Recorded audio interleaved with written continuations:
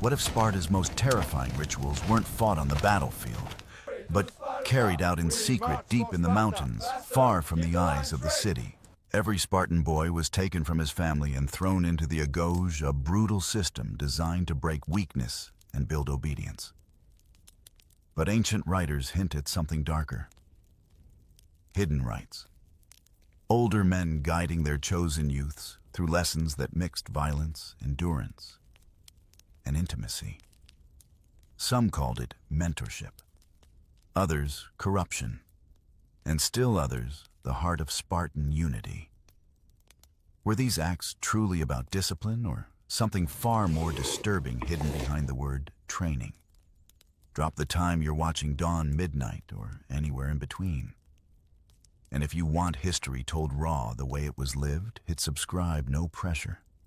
But the next story reveals even darker truths from the ancient world. Some stories were buried for a reason, but we're here to dig them up. They tell you Sparta chooses only the strong, but that's the first lie. You are chosen because the city wants to see if it can break you. That's the secret nobody whispers too loudly when the elders appear at your family's door at age 7. One moment you're a wide-eyed child chasing goats in the dust. The next you're handed to the state like a seed thrown into fire.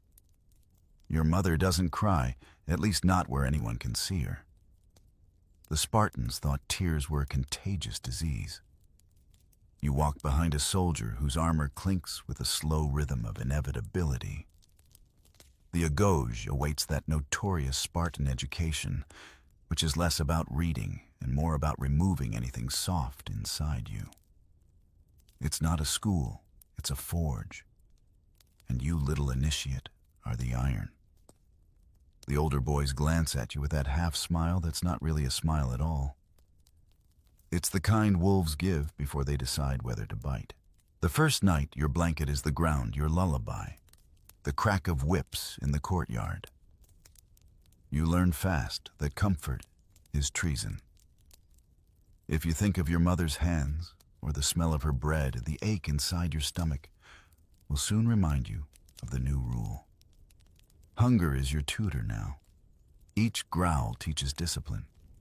Each bruise endurance. They call it virtue. You start to call it life. It's almost funny in a grim sort of way how the Spartans wrapped cruelty in poetry. They'd say, "We make men by making them wolves." But what they really made were boys who slept with one eye open, fearing not the enemy, but their peers. You eat secretly, steal when you can, and if caught, the crime isn't theft, it's incompetence. There's a strange logic here. Punishment isn't for sin, but for getting caught sinning. It's like a moral math problem, where honesty always loses. At dusk, you march in lines that never seem to end, chanting hymns about courage while your ribs play xylophone beneath your skin. The instructor, a man with a voice like gravel, tells you to love Sparta more than your life, because soon they'll be the same thing. He says the word love so casually that you almost believe he knows what it means. And then the whispers begin. Not all rites happen in daylight. There's a murmur about something called the bond. No one explains it. Explanations are for philosophers in Athens, not for soldiers in training. You just notice that older men start taking particular interest in certain boys. They call it mentorship, but the way their eyes linger feels different. You don't have the language for it, only the instinct to stay very still when it happens. This too is part of the initiation. The Spartan system believed intimacy could forge loyalty, and so the agoge blurred lines between affection and control. Some historians call it mentorship, others manipulation. Either way, it created soldiers who obeyed from a mix of fear and longing. You watch, you listen, you pretend not to understand. But you understand enough. The city wants to own your body before it owns your sword. One night under the torchlight, the instructor asks who among you wishes to be remembered. Hands rise automatically. What child wouldn't want that? He nods slowly, then says, "Then learn to forget yourself." The paradox hangs in the air like smoke. It's the first of many lessons that will make less and less sense until confusion itself becomes obedience. You notice the city's rhythms now, the morning drills that echo like thunder, the smell of sweat and bronze, the distant chants of women dancing in temples, thanking the gods for men they'll never see again. The agoge is everywhere inside the marble, the songs, even the way the river curves around the city, as if obeying orders. You feel like the whole world is Spartan, and anything outside is myth. Sometimes when the moon is high, you catch a glimpse of your reflection in the water, and barely recognize the face staring back. The boy who left home has vanished. In his place stands a creature shaped by rules he didn't write. You wonder if this was always the plan to turn you into something so disciplined, even your doubts march in formation. And yet, beneath all the dust and bruises, something stirs. Maybe it's pride. Maybe it's defiance. Maybe it's both tangled up in the same heartbeat. You start realizing the agoge isn't just testing your strength, it's studying your soul. Every command, every ritual, every silent glance between instructor and boy is an experiment in control. You're not learning to fight enemies. You're learning to surrender beautifully. If you ever questioned why Sparta was so feared, this is it. Their soldiers didn't just follow orders, they were trained to want to follow. You might laugh if your ribs didn't hurt so much at how perfectly the system works. Imagine a modern boot camp run by philosophers who banned kindness but demanded poetry. That's the agoge in a nutshell. The torches burn low. You curl up on the cold floor bones, humming with exhaustion, and for the first time, you sense the city watching, even in your dreams. Somewhere beyond the walls, your mother might still be awake, whispering your name into the night. But Sparta has already decided what to call you next. The first thing they take is the mirror. Not the bronze kind, those are for temples and actors, but the invisible mirror you carry inside that tells you who you are. In the agoge, identity is treated like a loose thread. Pull it clean out, and the fabric will lie flat. The paidonomos, the official in charge of boys, starts the unweaving with details so ordinary, you almost miss the point. Your hair is clipped close, not as a fashion statement, but as a reset button, because in Sparta, a boy's head is a ledger, and the city prefers a clean page. Grown men will later wear long hair that flows from their helmets like quiet rivers. But for now, your scalp declares you are unfinished business. Then comes the name game. Your family name doesn't vanish exactly. It just becomes less relevant than your herd, your age class, and your obedience. You're sorted into a bua, a herd under an older boy who answers to the paidonomos. That older boy, call him your immediate weather system, sets the climate for your days. When his mood is thunder, you learn the art of being lightning-proof. When it's clear, you try not to look grateful. Gratitude can be misread as softness, and softness is the one currency Sparta refuses to mint. Clothes simplify you. One cloak a year, the famous crimson that will someday look dramatic on a battlefield, must serve as coat, blanket, and statement piece. You go barefoot because shoes are for Athenians who debate comfort while you practice doing without it. You sleep on reeds. You cut yourself a DIY mattress that teaches 2 lessons at once. Beds are privileges, and your hands must solve problems before your mouth proposes solutions. If you keep count, you'll notice how many comforts the city subtracts.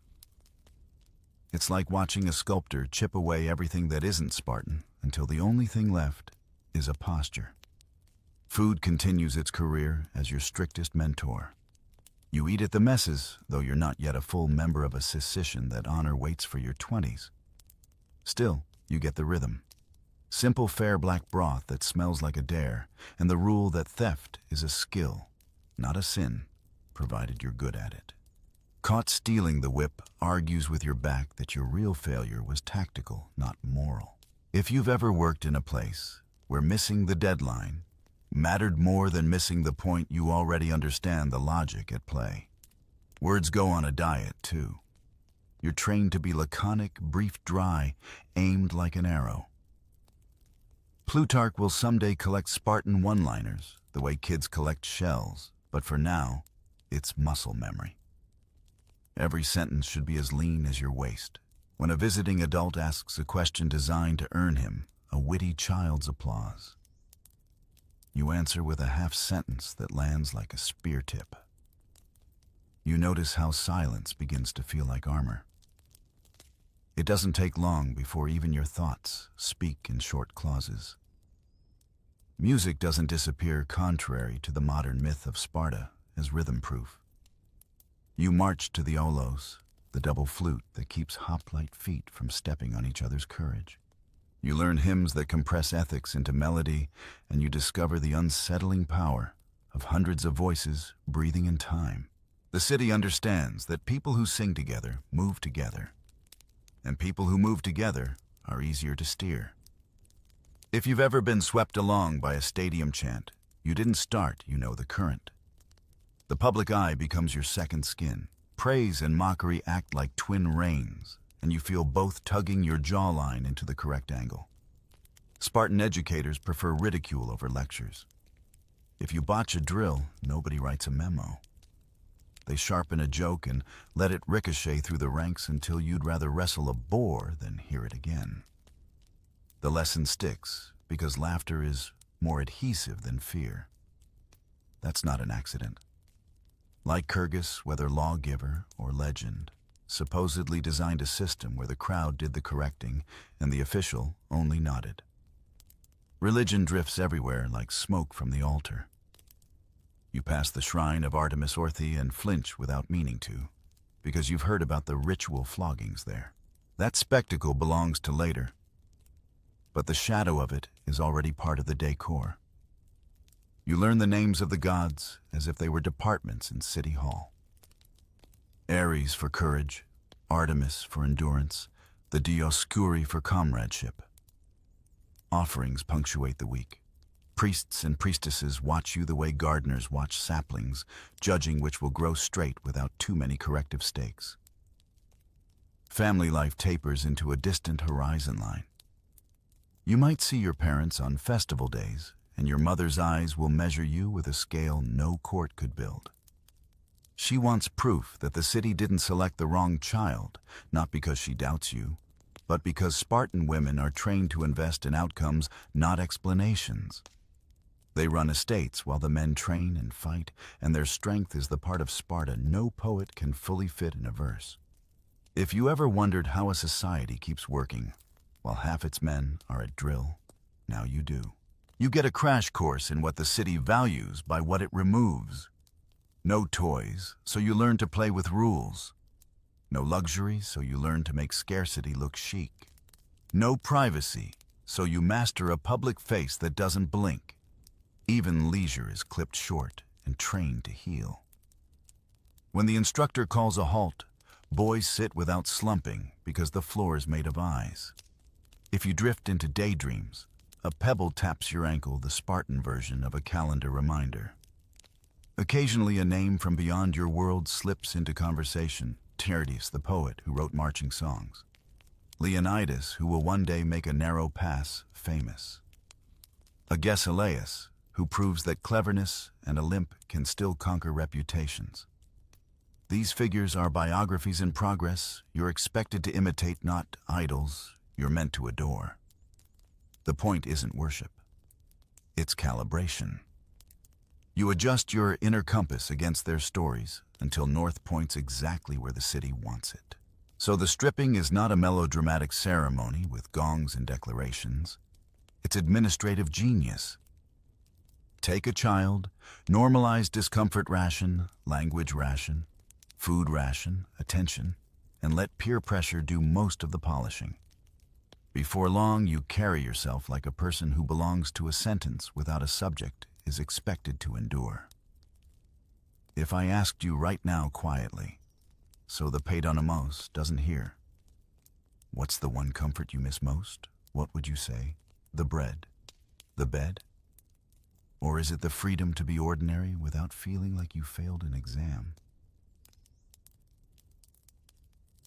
They say every Spartan boy gets a sponsor, but the word doesn't quite fit. It isn't a mentor who teaches you math, it's a man who teaches you how to disappear into obedience. You don't choose him. He chooses you quietly, as if selecting a weapon he means to polish until it gleams. The others call him your inspirer. In theory, he's supposed to guide you through the next stage of the agauge, how to move, fight, speak, and survive. But what he's really shaping is your reflection, trimming away anything too human. He meets you under the olive trees outside the barracks, where moonlight turns the dust silver. He talks softly, like someone coaxing a wild dog. You want to be strong, he asks. Of course you nod. In Sparta, that's not even a question. It's a prayer. He tells you strength comes from loyalty, loyalty from trust, trust from something deeper that doesn't have a name. You're not sure whether this is philosophy or recruitment. Either way, you feel the net tighten. The city encourages these attachments. In Athens, an older man might mentor a boy for art or debate. In Sparta, it's a strategy. Affection is weaponized. If your loyalty is bound to one warrior, it's easier for the state to bind all of you together later. It's a system that fuses mentorship, camaraderie, and something more ambiguous into one command: obey. Think of it as emotional conscription. Some modern historians call it social engineering ahead of its time. Others more bluntly call it indoctrination wrapped in tenderness. You start noticing patterns. When you run drills, he watches not like a teacher, but like a craftsman checking his tool. When you stumble, he doesn't scold, just looks disappointed, and somehow that hurts more than any whip. The Spartans have discovered the emotional physics of control. The gentlest pressure leaves the deepest dent. One evening, after a brutal day of wrestling, he calls you aside. You expect punishment, maybe a lecture about footwork. Instead, he hands you a small piece of cheese, a forbidden luxury. He smiles, tells you to eat it quickly before anyone sees. For a moment, you feel seen not as a recruit, but as a person. Then he says quietly, "You owe me now." And that's the pivot where gratitude turns into a leash. It's hard to describe to an outsider how complicated these bonds could be. The Spartans believed a young warrior learned discipline not just through pain, but through imitation. You mirror your inspirer's walk, speech, and habits until you move like his echo. Over time, that imitation blurs into devotion. It's efficient. A soldier who would die for one man will die for the city that approved the connection. The trick was never about love. It was about scalability. In the evening, stories drift through the barracks. They speak of Achilles and Patroclus, the ideal pair, not as lovers in the Athenian sense, but as two flames that shared the same wick. The message is clear: devotion, not sentiment, wins wars. Still, the older boys whisper that some bonds cross invisible lines, that affection becomes ownership. The instructors don't stop it.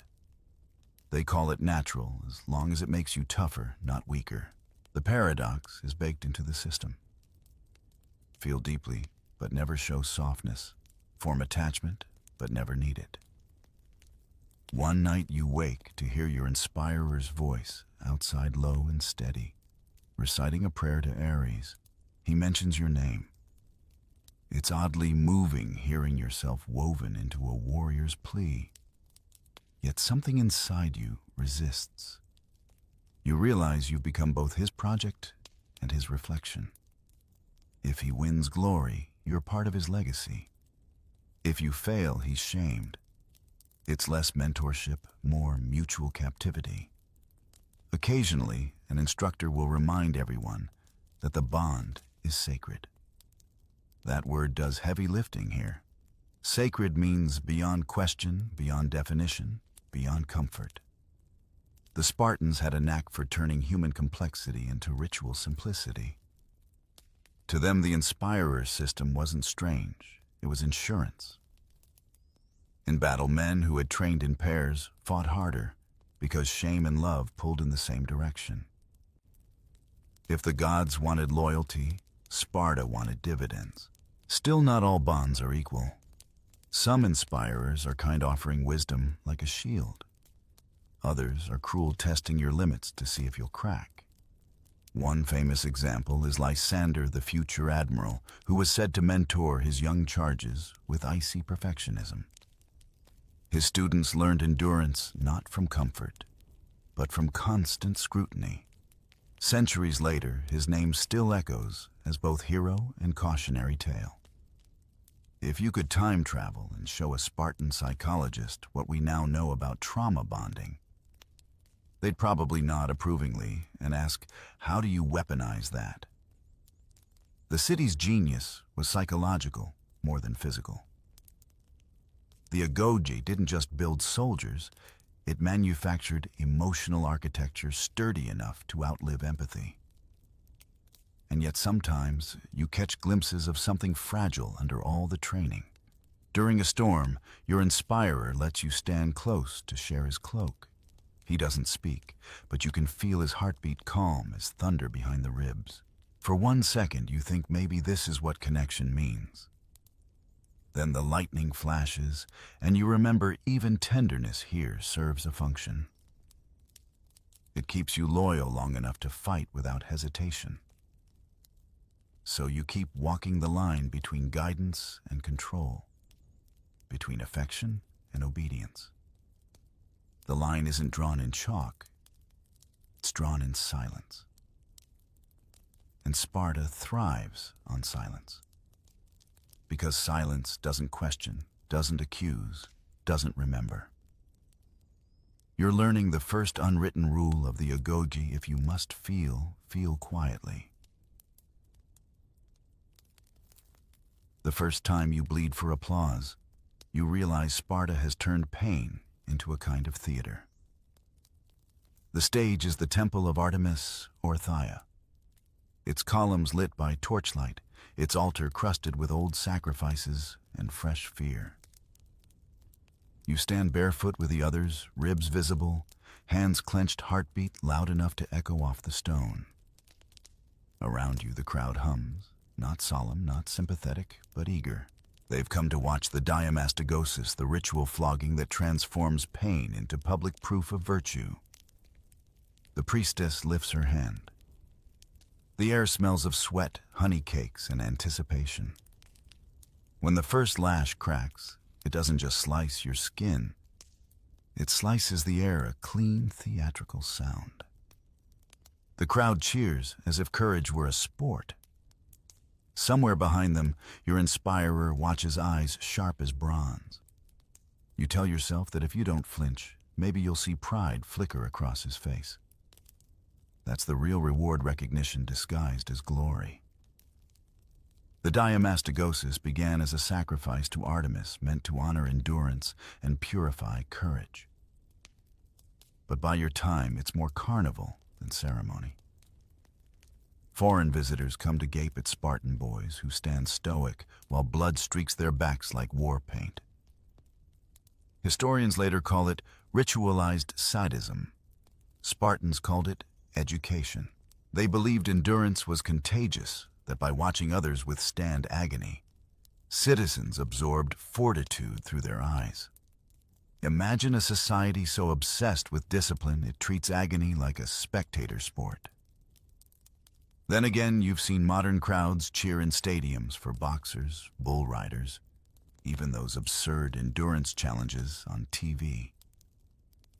Maybe humanity never outgrew its appetite for watching someone else hurt beautifully. The whip's rhythm becomes your metronome. You don't count the lashes. Counting would make the pain linear, measurable, escapable. Instead, you drift somewhere between shock and meditation.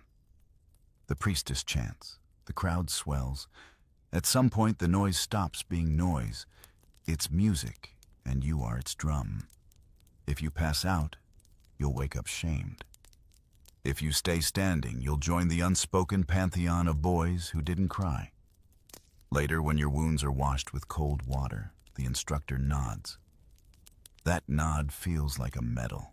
No parchment, no statue, just one small gesture saying, "You did not fail the theater of pain." You almost laugh at the absurdity how civilization can sculpt brutality into ritual and still call it holiness. But Sparta believed the gods valued spectacle as much as mortals did. And maybe they were right. The same philosophy seeps into daily life. Pain is the universal tutor. The whip merely dramatizes what hunger, exhaustion, and humiliation already teach you in smaller installments. If the city could tax suffering, it would have built marble temples with your back's contributions. The agoge's brilliance lies in its consistency. Every discomfort has a script. You stub your toe. Endure silently. You're mocked by older boys. Laugh along as if mockery were mentorship. The system runs on quiet applause for self-discipline, a feedback loop so efficient it could power an empire of stoics. There's a strange freedom in the predictability of it all. You stop fearing pain the way a sailor stops fearing waves. It's just part of the scenery. Some boys even compete to out-endure each other, transforming the body into a scoreboard. You see one older with scars like map lines across his shoulders. He wears them proudly, his biography written in welts. He tells you pain is proof that you've met the gods halfway. You nod, pretending to understand, though. A small voice inside whispers, or maybe it's proof that they've stopped visiting altogether. Public endurance becomes a kind of currency. Mothers boast about sons who never flinched.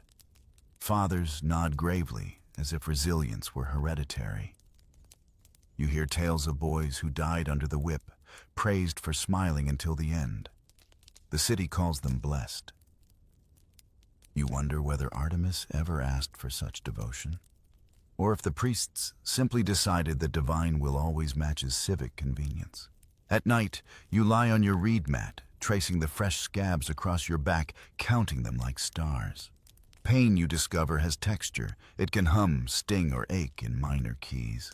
You find a dark humor in it. If you survive this, you could probably survive anything.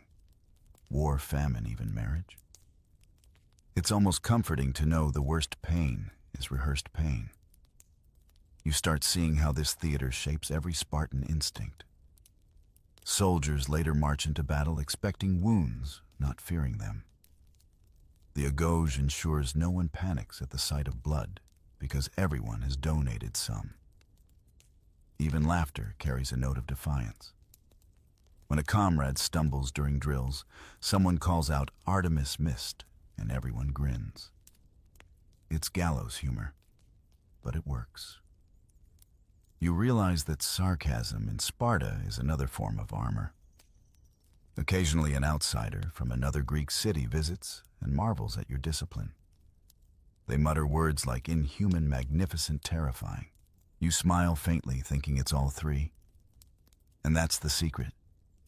The agoge doesn't aim to make heroes, it aims to make contradictions that function. Brave cowards, obedient rebels, tender stoics. You're all walking paradoxes that bleed efficiently and think collectively. And yet in the quiet after the crowds disperse, something in you aches, not your back, but deeper. You remember that first day when they told you to forget yourself. Maybe this is what they meant to transform the self into an audience member, applauding your own pain. It's a disturbing kind of enlightenment, realizing you've been both performer and spectator all along. You drift to sleep that night with the rhythmic echo of the whip still in your ears. Strangely, it's almost soothing now, like a lullaby composed by discipline itself. You don't dream of freedom. You dream of applause. You wake one dawn to a whisper that tonight is different. Not another beating, not another drill tonight. You hunt in the dark. The older boys call it crypteia, but they don't explain. They only grin, that half grin. Spartans have mastered the one that says, "You'll understand once you survive." You don't ask questions. In Sparta, curiosity has shorter legs than obedience. By sunset, a small group of you gather beyond the city walls. Barefoot, cloaked in black, no armor, no torches, just knives and silence. The instructor's voice is low, almost fatherly. The gods see everything. But tonight, they will look away. It's the kind of phrase that sounds noble until you realize it's permission to do whatever the city doesn't want publicly recorded. The hunt isn't for animals. It's for helots, the enslaved people who farm Spartan land. You're told they're the city's perpetual enemy, a population too numerous to trust, too useful to free. Each year the ephors declare war on them, so killing won't count as murder. You're told this is a sacred duty, a way to test courage and loyalty. You nod because everyone else does. But inside the words twist like vines. You can feel the unease growing where conscience should have been trained out of you. The night is cold and dry. The moon hides behind thin clouds as if ashamed. You move through olive groves and vineyards, every rustle amplified by your heartbeat. The older boys signal with bird calls. You copy them, your breath shallow. You spot shadows moving in the distance, helots perhaps. Just farmers returning home late. The order passes down the line. Strike quickly, leave no noise. You hesitate. They look like people, not targets. You remember one helot who sometimes slipped you figs when the guards weren't watching. But hesitation has no translation in Spartan Greek. So you do what's expected. The knife flashes, the moment collapses, and silence becomes heavier than sound. You tell yourself it's duty. The others nod approvingly. You've just taken your first life, and no one will speak of it again. In the Agoge, silence is both shield and confession. Historians will later argue about the crypteia. Some will call it a secret police, others an initiation ritual. Maybe it was both a test of stealth cruelty and psychological obedience. To walk barefoot through enemy fields at night, to kill without anger, to return without guilt, that was the Spartan holy trinity of control. It's unsettling genius. The city teaches you not to question morality by forcing you to act before you can define it.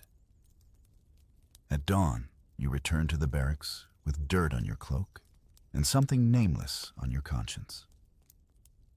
The instructor looks at each of you, reading faces for cracks.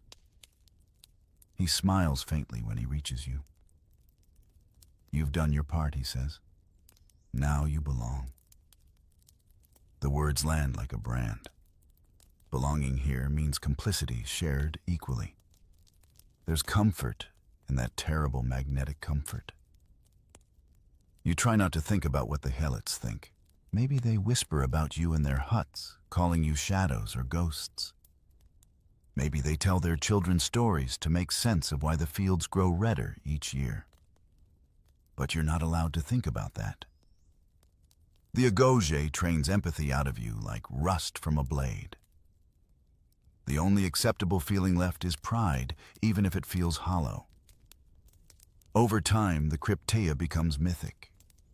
Some claim the bravest graduates could live in the wild for weeks, striking like phantoms and vanishing again. They say those who returned alive were ready for any battlefield. You start to see the logic. The crypteia isn't about killing others, It's about killing hesitation inside yourself. The city can't risk soldiers who hesitate. Sparta's strength lies in instant obedience, not moral debate. Still, the memory lingers. You find yourself glancing at the fields differently now.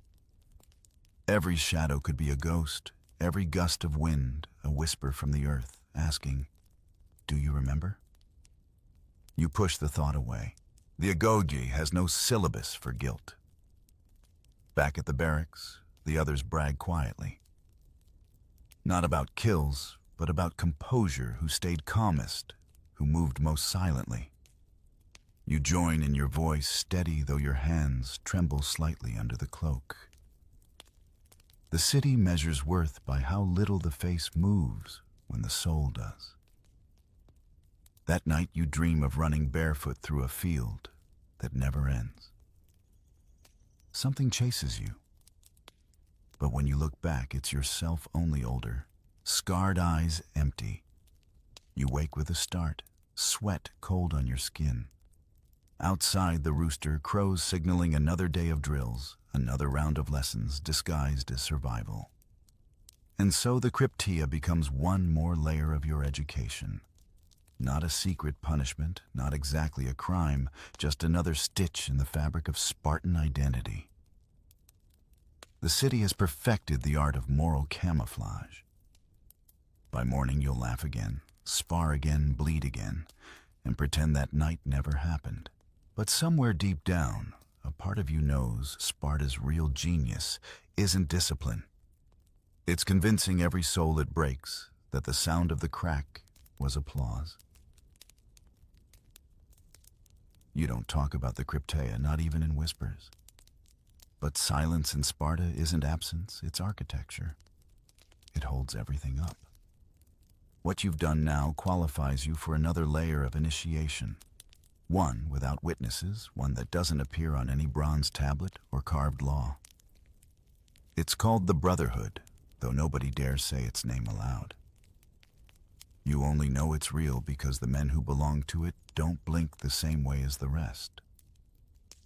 It begins quietly, like everything sacred in Sparta. One night after mess, an older warrior nods for you to follow.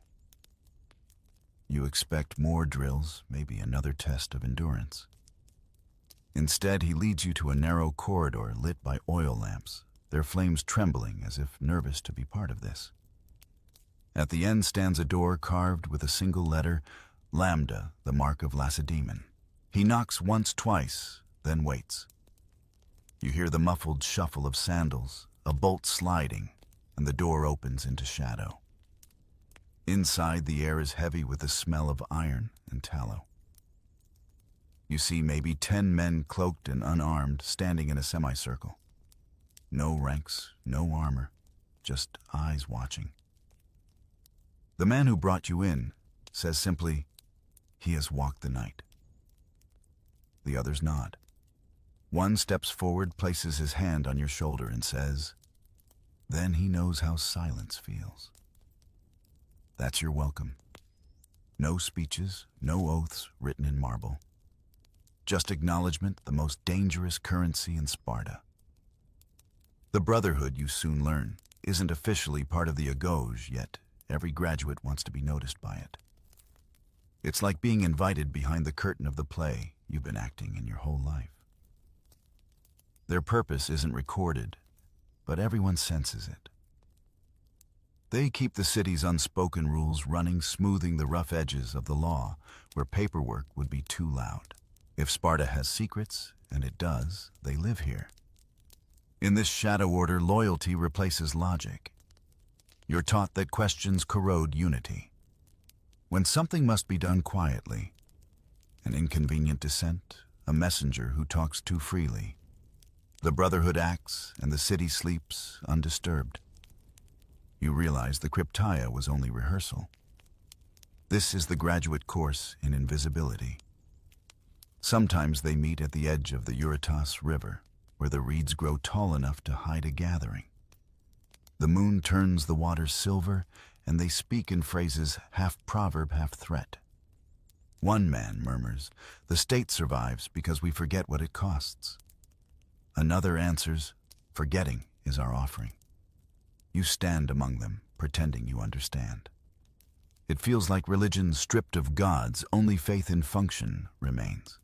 You start to recognize members by subtle cues, the way they pause before answering, the faint scar on a forearm, the habit of touching the chest before crossing thresholds. These are unspoken passwords. When they pass each other in the agora, they exchange no greeting, just a fractional tilt of the chin. Outsiders would never notice. But once you've seen it, you can't unsee it.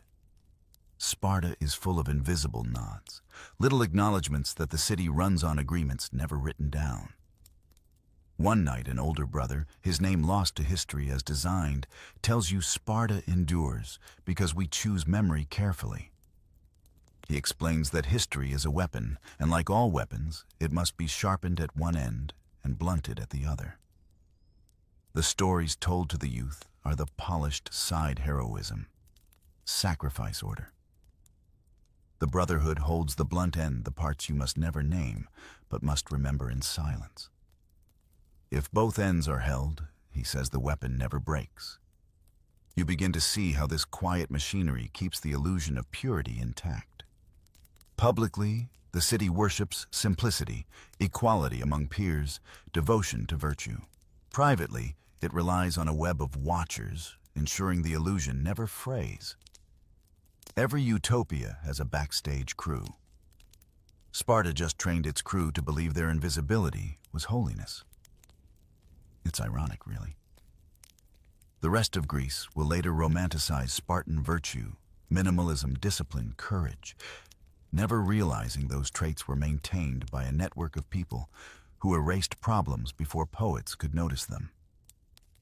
The Brotherhood's existence will never make it into Homeric epics, but it's the ghostwriter behind them all. Sometimes when a new member joins, there's a small ceremony by torchlight. They stand in a circle place, their hands on the earth, and swear to guard the city's silence. You do the same, repeating words you barely understand. The flames crackle, shadows leap like dancers, and the night feels heavier afterward, as if the air itself were listening. You can almost sense the city breathing through you, using your lungs as its own. Days pass, and you function as usual. Train march, eat, obey. But now every routine feels layered. The mess hall, chatter, the temple songs, even children's laughter. It's all choreography. You know the quiet men at the edges keep it balanced, pruning disorder before it sprouts. It's a strange sort of comfort, realizing that control is both the disease and the cure here. Yet sometimes when you catch your reflection in the river, you wonder which version of yourself is truer, the boy who once feared the dark or the man who now serves it. You remember that night in the fields, the moonless sky, the silent strike, and you see the pattern now. Every rite has been preparing you for this obedience without witness. That's Sparta's hidden genius. Its real warriors aren't the ones who shout in battle, but the ones who vanish afterward, carrying secrets heavier than shields. And so, the Brotherhood becomes part of your pulse.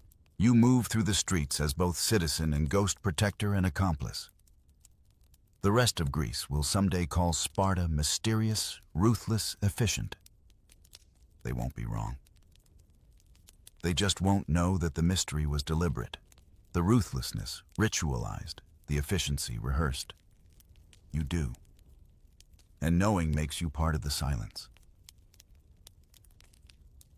Perfection in Sparta isn't achieved, it's performed. You learn this the hard way. Every gesture, every glance, every heartbeat must look effortless, even when your ribs ache and your mind screams. The older warriors call it kalos, the beauty of control. To be Spartan isn't simply to endure, it's to make endurance look graceful.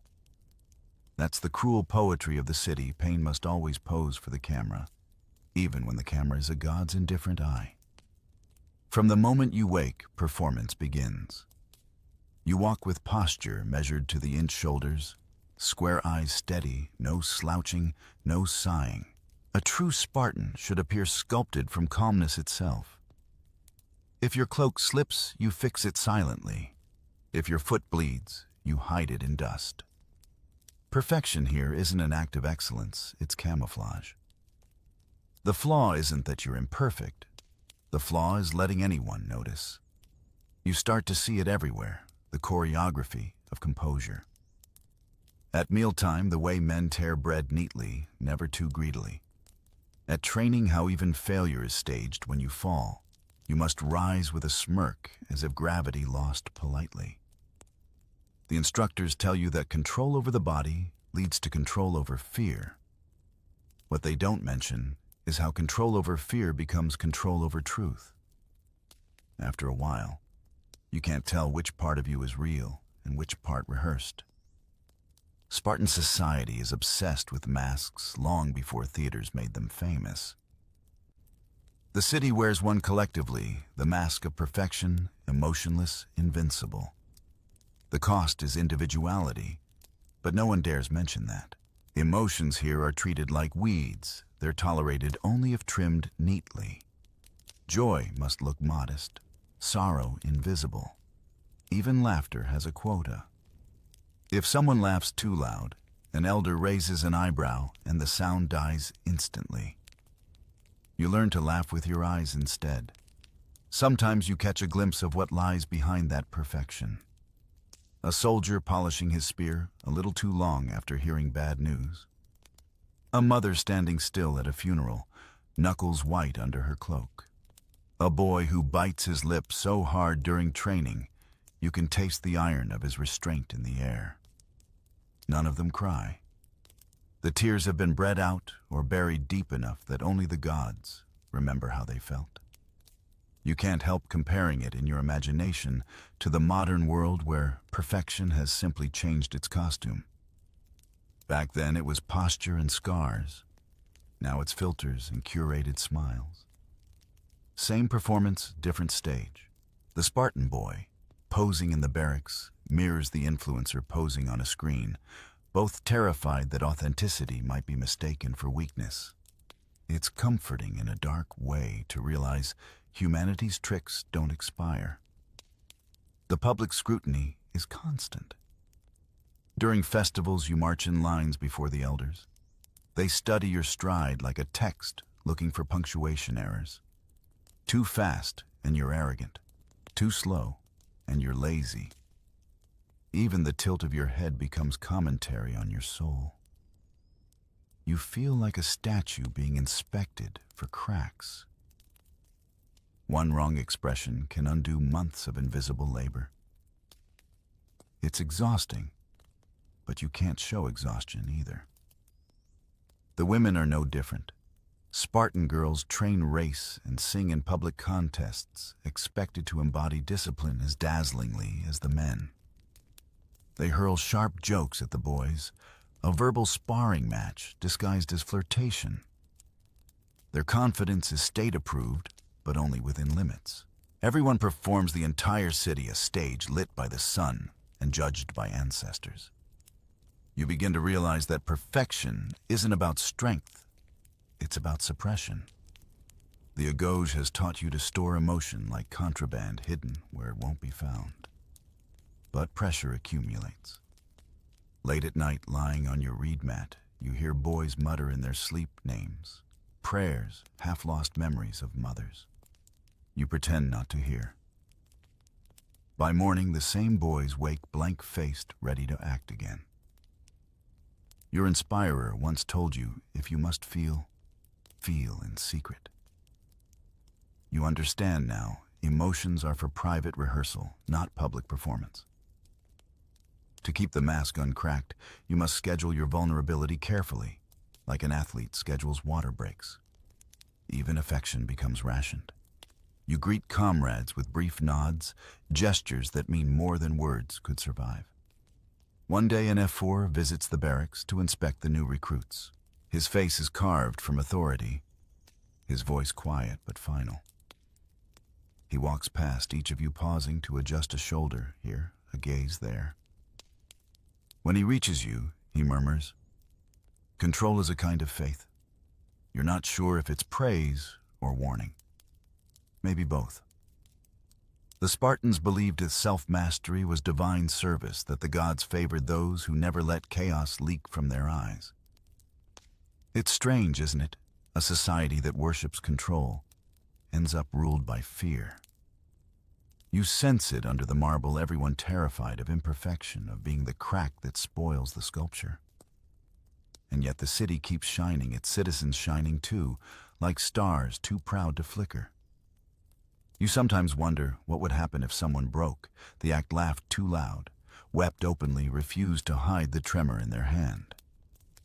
Would the world collapse, or would it simply exhale, finally allowed to breathe again? But you never ask out loud. Sparta doesn't punish rebellion with exile. It punishes it with silence, the kind that lasts long enough for the city to forget you ever existed. So you keep polishing your mask, practicing your stillness, smiling when required. Inside, though, a question begins to echo, soft, persistent, almost tender. If perfection is all that's left of you, what was taken to build it?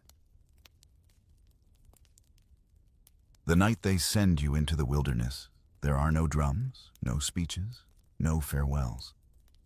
It begins with the simplest command strip.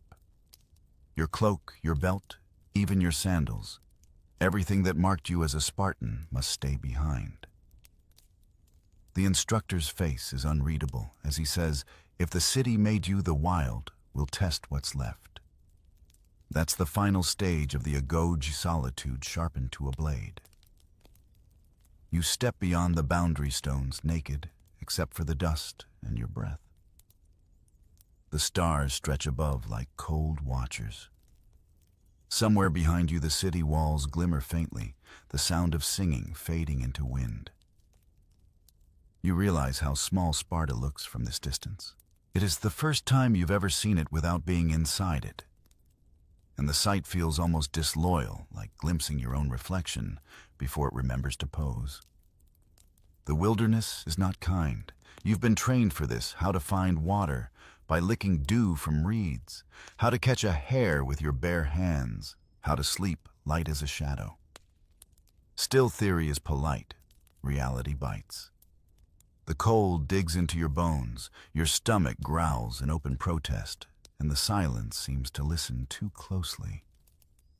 Every rustle sounds like an accusation. The first day passes in measured hunger. You remember the instructor's words, "Pain is memory's anchor." He meant it metaphorically, but right now it's literal. Your body records everything, the sting of thorns, the rasp of your heartbeat, the ache in your legs that feels ancient. You think of the helots who live out here year-round doing this not for ritual, but for survival. The thought humbles you more than any sermon could. By the second night, the line between test and hallucination blurs. You see shapes in the trees that might be gods, or just exhaustion wearing a mask. You murmur prayers to Artemis Ares, anyone listening. The sky offers no reply, only a deeper kind of quiet. You realize that silence out here is different from silence in the barracks. In the city, silence was discipline. Here, it's something closer to mercy. You find a cave near a stream and make it your fortress. You remember childhood stories of young Leonidas doing the same, alone, unarmed, fasting, until his body learned what his spirit refused to forget. You wonder if he felt this same cocktail of fear and pride. The stories always skip that part. Heroes in the making are never shown shivering. Each night the forest sings differently. Sometimes it hums with insects, sometimes with wolves. Once you catch a boar's reflection in the moonlight, its tusks glowing faintly, its breath steaming. You freeze hand gripping a rock ready to fight or flee. But the creature only stares, then turns away, uninterested. You laugh softly. Even beasts seem unimpressed by your training. Maybe that's the point, to remind you you're still mortal after all the rituals tried to convince you otherwise. Days blend together. Hunger dulls thought, until your mind becomes a metronome ticking between breath and heartbeat. You start to remember faces, your mothers, the instructors, the helot in the fields, your inspirers' steady eyes, and realize each one represents a piece of the city still living inside you. You thought you'd been stripped bare, but no. You carry Sparta in your bones, like a watermark. Even alone, you're never unobserved. Then one afternoon, it rains. The first drop feels like a benediction. You tilt your head back and let the sky baptize you.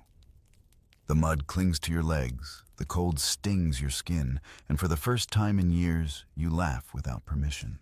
The sound startles a flock of birds, and their flight feels like applause. For a fleeting second, you're not a soldier, not an initiate, not anyone's project, just a creature alive under falling water. By the seventh day, you understand the test's true shape. It isn't about survival. It's about silence again. The wilderness teaches you what the city could not, that control isn't strength unless it can endure solitude. A man who obeys under watch is disciplined. A man who obeys himself when unseen is complete. That's the paradox Sparta chases like a shadow. When they finally come for you, it's without ceremony. A pair of warriors appear at dawn, their faces expressionless. They hand you back your cloak, but not your name. You've been measured, one says, and you still exist. It sounds like both praise and warning. You follow them back toward the city, feet heavy, heart strangely light. Crossing back into Sparta, the air feels thicker, rehearsed. The sounds of drills, the smell of oil and bronze. It's all the same, yet you sense a difference in yourself. You've met silence on its own terms, and now the city's noise feels foreign, like someone else's song playing in your head. You catch your reflection in a bronze shield, the same face, but older, rougher eyes, quieter. Maybe this is what they wanted, a man who has looked into nothing and returned calm. Later that night, as you eat your first warm meal in days, the others slap your back. Congratulate you, make jokes about your smell. You smile, but somewhere inside something stays still, listening to the echo of the rain, remembering the feeling of laughter that didn't need permission. You wonder if you'll ever laugh like that again. When you return to the city, the cheers sound strange in your ears, too loud, too polished, as if joy has been choreographed. They call it the Feast of the Victors, but the real feast is the sight of obedience served on silver platters. The agoge has ended technically. You've passed every trial, hunger, pain, silence, solitude. Yet you know deep down that this isn't an ending. It's a costume change. Now you must play the role of the perfected Spartan, the citizen warrior who owes every breath to the state. The feast takes place in the mess hall, the secession where each man contributes his share of barley wine and cheese. You're seated among the older warriors, their faces weathered but calm. The black broth steams from a clay bowl in front of you, so famous, so dreaded. You've eaten worse in the wilderness, but still you brace yourself. The first taste burns like punishment and pride at once. Around you, laughter rises low, restrained, the kind of laughter that knows it's being watched. The conversation flows like measured wine. They talk of campaigns, of the way the Persian archers once blotted out the sun with arrows of kings and omens, and politics whispered under the guise of jokes. You listen carefully, learning that here words are weapons with dull edges. The trick is to strike without cutting. Every sentence hides a second meaning. You start to notice that even their humor has discipline. It never strays, never softens the city's image. When your turn comes to speak, you thank your elders, your instructors, the gods. You almost thank yourself, but catch the impulse just in time. Self-congratulation, even after survival, is indecent here. The man beside you grins, slaps your back, and mutters, "Now you can serve properly."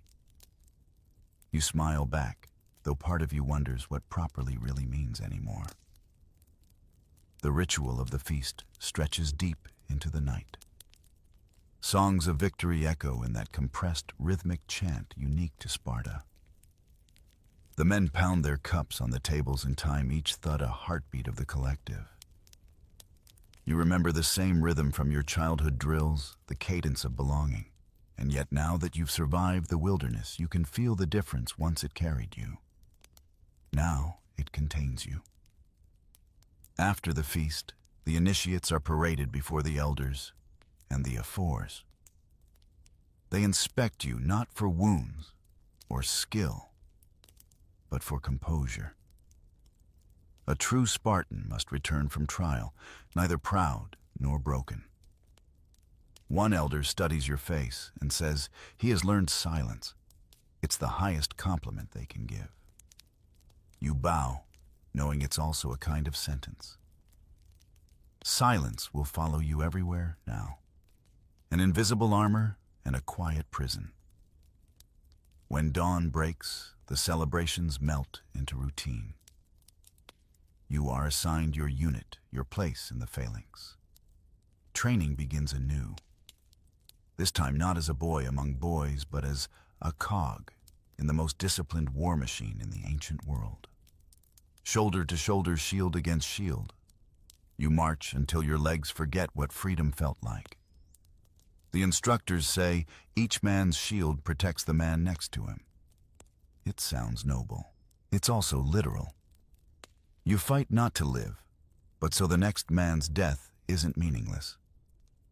The older soldiers tell stories of Thermopylae, where Leonidas and his 300 stood against the Persian tide.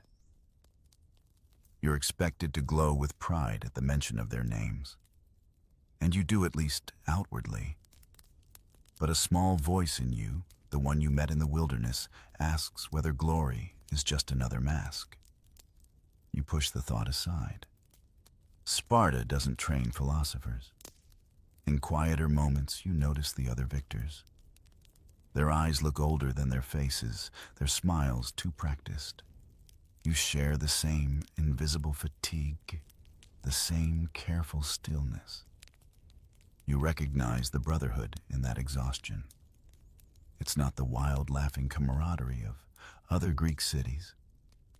It's a solidarity carved from shared silence. The kind that doesn't need words, because words would only bruise the illusion. A few weeks later, you're summoned to guard duty at the Temple of Apollo. The night air is cool. The stars look familiar again.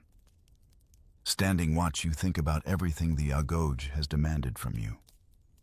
The city promised perfection, and in a way, it delivered. You can endure anything now. Hunger, pain, loneliness, fear. But perfection feels strangely hollow, like armor with no one left inside it. As dawn rises, golden light spills across the rooftops. The city stirs, the clang of training fields, the smell of bread from the women's ovens, the distant laughter of children who haven't yet been chosen. For a fleeting second, you envy them. You wish someone had warned them that survival here isn't about defeating weakness, it's about erasing tenderness. A messenger approaches with orders. Tomorrow you march east to join a campaign in Arcadia. You nod, accepting it without thought. That's the brilliance of Sparta's design. By the time you're ready to question, there's no time left to answer. The city moves, and you move with it, as though both of you share one heartbeat. That night, as you polish your shield, you catch your reflection and barely recognize the face staring back. It's calm, poised, invincible, the perfect Spartan mask. But behind it, you can still hear the faint echo of rain in the wilderness, the sound of laughter that didn't need permission. You hold on to it quietly, like contraband hope. Tomorrow you'll march. Tonight you just breathe. For now, that's rebellion enough. Years later, when you stand on the city walls and watch the sun set over the Eurotas River, you finally understand what Sparta took and what it gave in return. The bronze gleams, the hymns rise, and everything looks perfect from a distance. Tourists from other polis would call it noble, even divine, a civilization so disciplined it outlasted its own doubts. But you've lived inside it. You know that perfection has a cost, and that cost was humanity carefully traded away in installments. The agauge made you indestructible, or so it seemed. Your body is lean, your reflexes exact, your speech concise to the point of poetry. Yet the longer you live, the more you realize what those refinements erased. You can stand in formation for hours without shifting a muscle. But you can't hold your child without feeling clumsy. You can face death without blinking. But you can't look grief in the eye without turning to stone. That's the hidden tax of Spartan glory. Invincibility charged against intimacy. The younger boys still march past every morning, their cloaks bright crimson against the pale dust. You watch them with a strange tenderness, knowing each one will soon be carved down to the same hard shape. They look proud now, eager, shouting chants about courage and unity. You remember shouting them too? The rhythm feels ancient, unstoppable, but the song's beauty is its trap. It drowns out the quieter voice that asks, "Who are you?" when no one commands you. As the years pass, you serve in wars that will make poets famous and widows anonymous. You hold the line in Arcadia and Boeotia, maybe even at Plataea. You bleed in perfect rhythm beside men who never flinch. Victory feels mechanical, defeat unspeakable. When comrades fall, you lift their shields and keep marching because that's what the code demands. The city never taught you how to mourn, only how to continue. When peace finally comes, it feels wrong, like silence after too much music. You walk through the agora and realize you don't quite fit among the merchants and philosophers. The laughter of children sounds foreign, the songs too soft. You see your reflection in a merchant's polished bowl and think for the first time that maybe you've become exactly what the city wanted. Efficient, unbreakable, forgetful. One evening, an old comrade visits. You share wine and brittle laughter. He tells you his son died in training, whipped too hard at the altar of Artemis Orthia. You murmur the usual blessings, but his eyes hold something new, doubt. Do you ever wonder, he asks quietly, if we were made brave or just made numb? You have no answer. Silence has been your companion for so long that even truth feels like treason. The next morning, you walk to the edge of the river. The same river where boys once swore oaths, where you first saw the brotherhood meet under flickering torches. The reeds whisper, the water moves as it always has, patient and unjudging. You think of everything the agauge taught how to fight, to endure, to obey, and realize it never taught how to live beyond service. Perhaps it was never meant to. You bend, scoop a handful of water and watch it slip through your fingers. It sparkles in the sunlight, gone before you can drink. That's Sparta's lesson in miniature. What you hold too tightly disappears faster. You remember the laughter you once heard in the rain during your trial, that brief rebellion of joy. It feels like a different life, a dream left behind in the wilderness. History will call your city mighty. Philosophers will praise its laws, its order, its clarity. Generals will envy its discipline. None will write about the quiet hollowness in its citizens' chests, the hearts that learned to beat softly so the world could not hear them break. You know it, though. You've carried that silence all your life, like an invisible medal pinned where no one can see. And yet, strangely, you don't regret everything. Sparta, for all its cruelty, gave you one thing worth keeping: an unshakable understanding of the human threshold. You've seen how far endurance can stretch before it snaps, how loyalty can glow and burn in the same breath. You've learned that control can protect or poison depending on how it's used. Those lessons, painful, precise, are your true inheritance. As the sun dips low, the city hums behind you. Boys train women, sing, elders argue softly in the stoa. Sparta lives on proud and unbending, unaware of its own fragility. You close your eyes and breathe. Maybe someday another world will rise, one that values tenderness as much as strength. One that teaches courage without cruelty. But that's not your world. Yours was built on silence, sculpted by fear and polished by pride.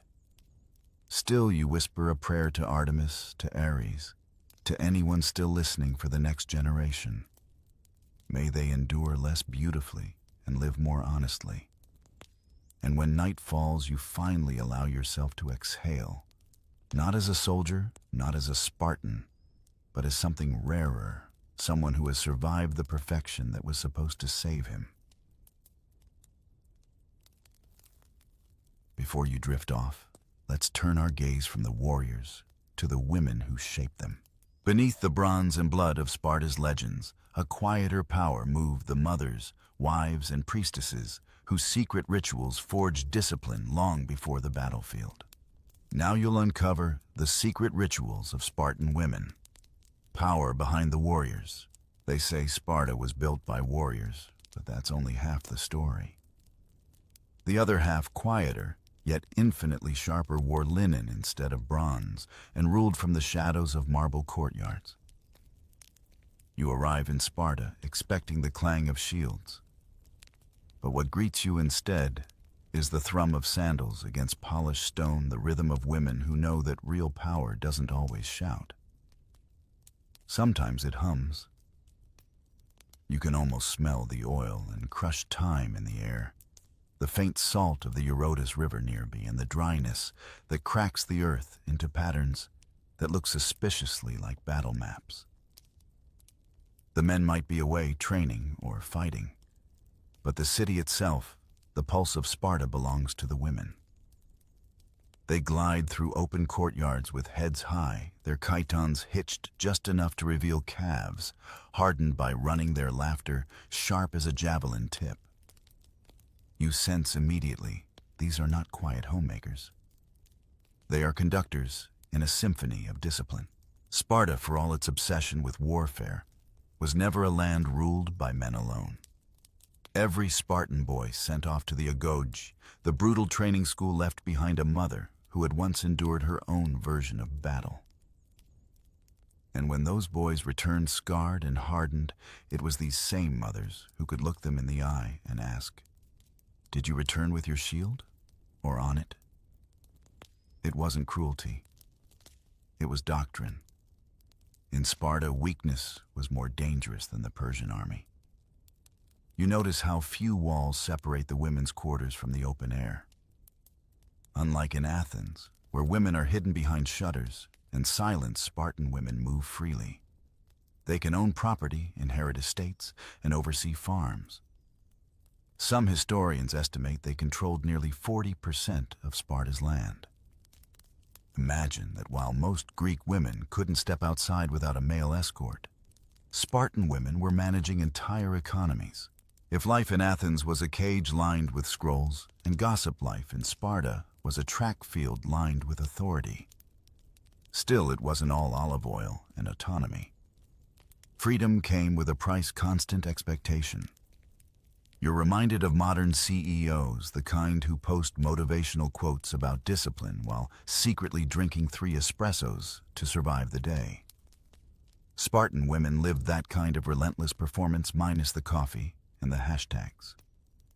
Their value wasn't measured by charm or beauty, but by how effectively they produced strong citizens, physically, morally, and politically.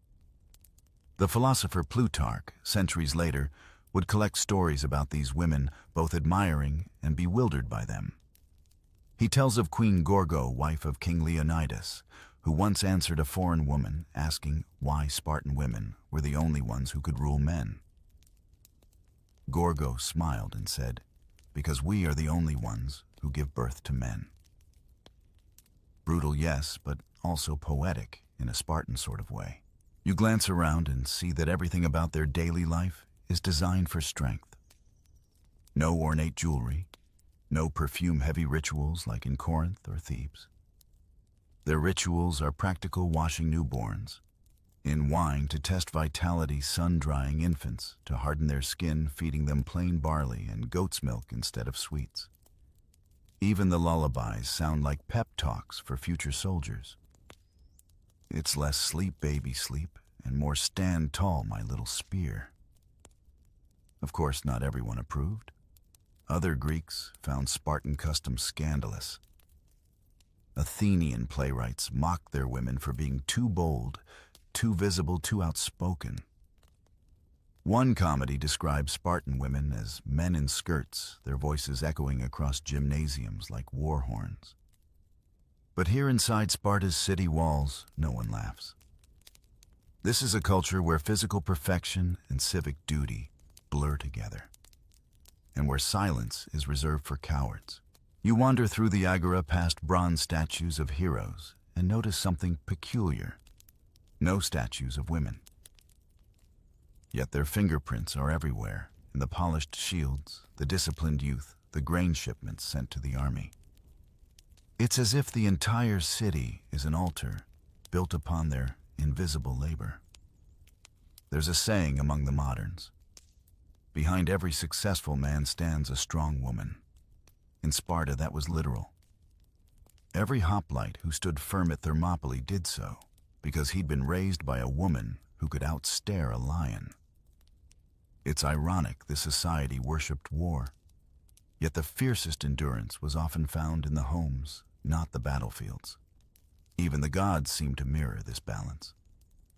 Sparta revered Artemis Orthia, the goddess of childbirth and endurance, whose temple rituals required both pain and composure. Young boys were flogged there during initiation rites, but the presiding women, stoic watchful, were part of the ceremony's moral compass. The goddess demanded that courage begin at birth, and the women ensured that it stayed alive until death. By now, the hum of female command is impossible to ignore. You realize that to understand Sparta's military machine, you have to study its unseen engineers, the mothers, wives, and daughters who shaped men before the state claimed them. Without their discipline, the warrior's valor would collapse into chaos.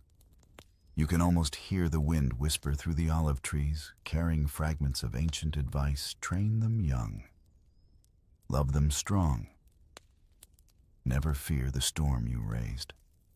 And suddenly, you understand Sparta's women were not just the power behind the warriors. They were the architects of the entire Spartan soul. If you were born in Sparta, your first lullaby might have sounded suspiciously like a military order.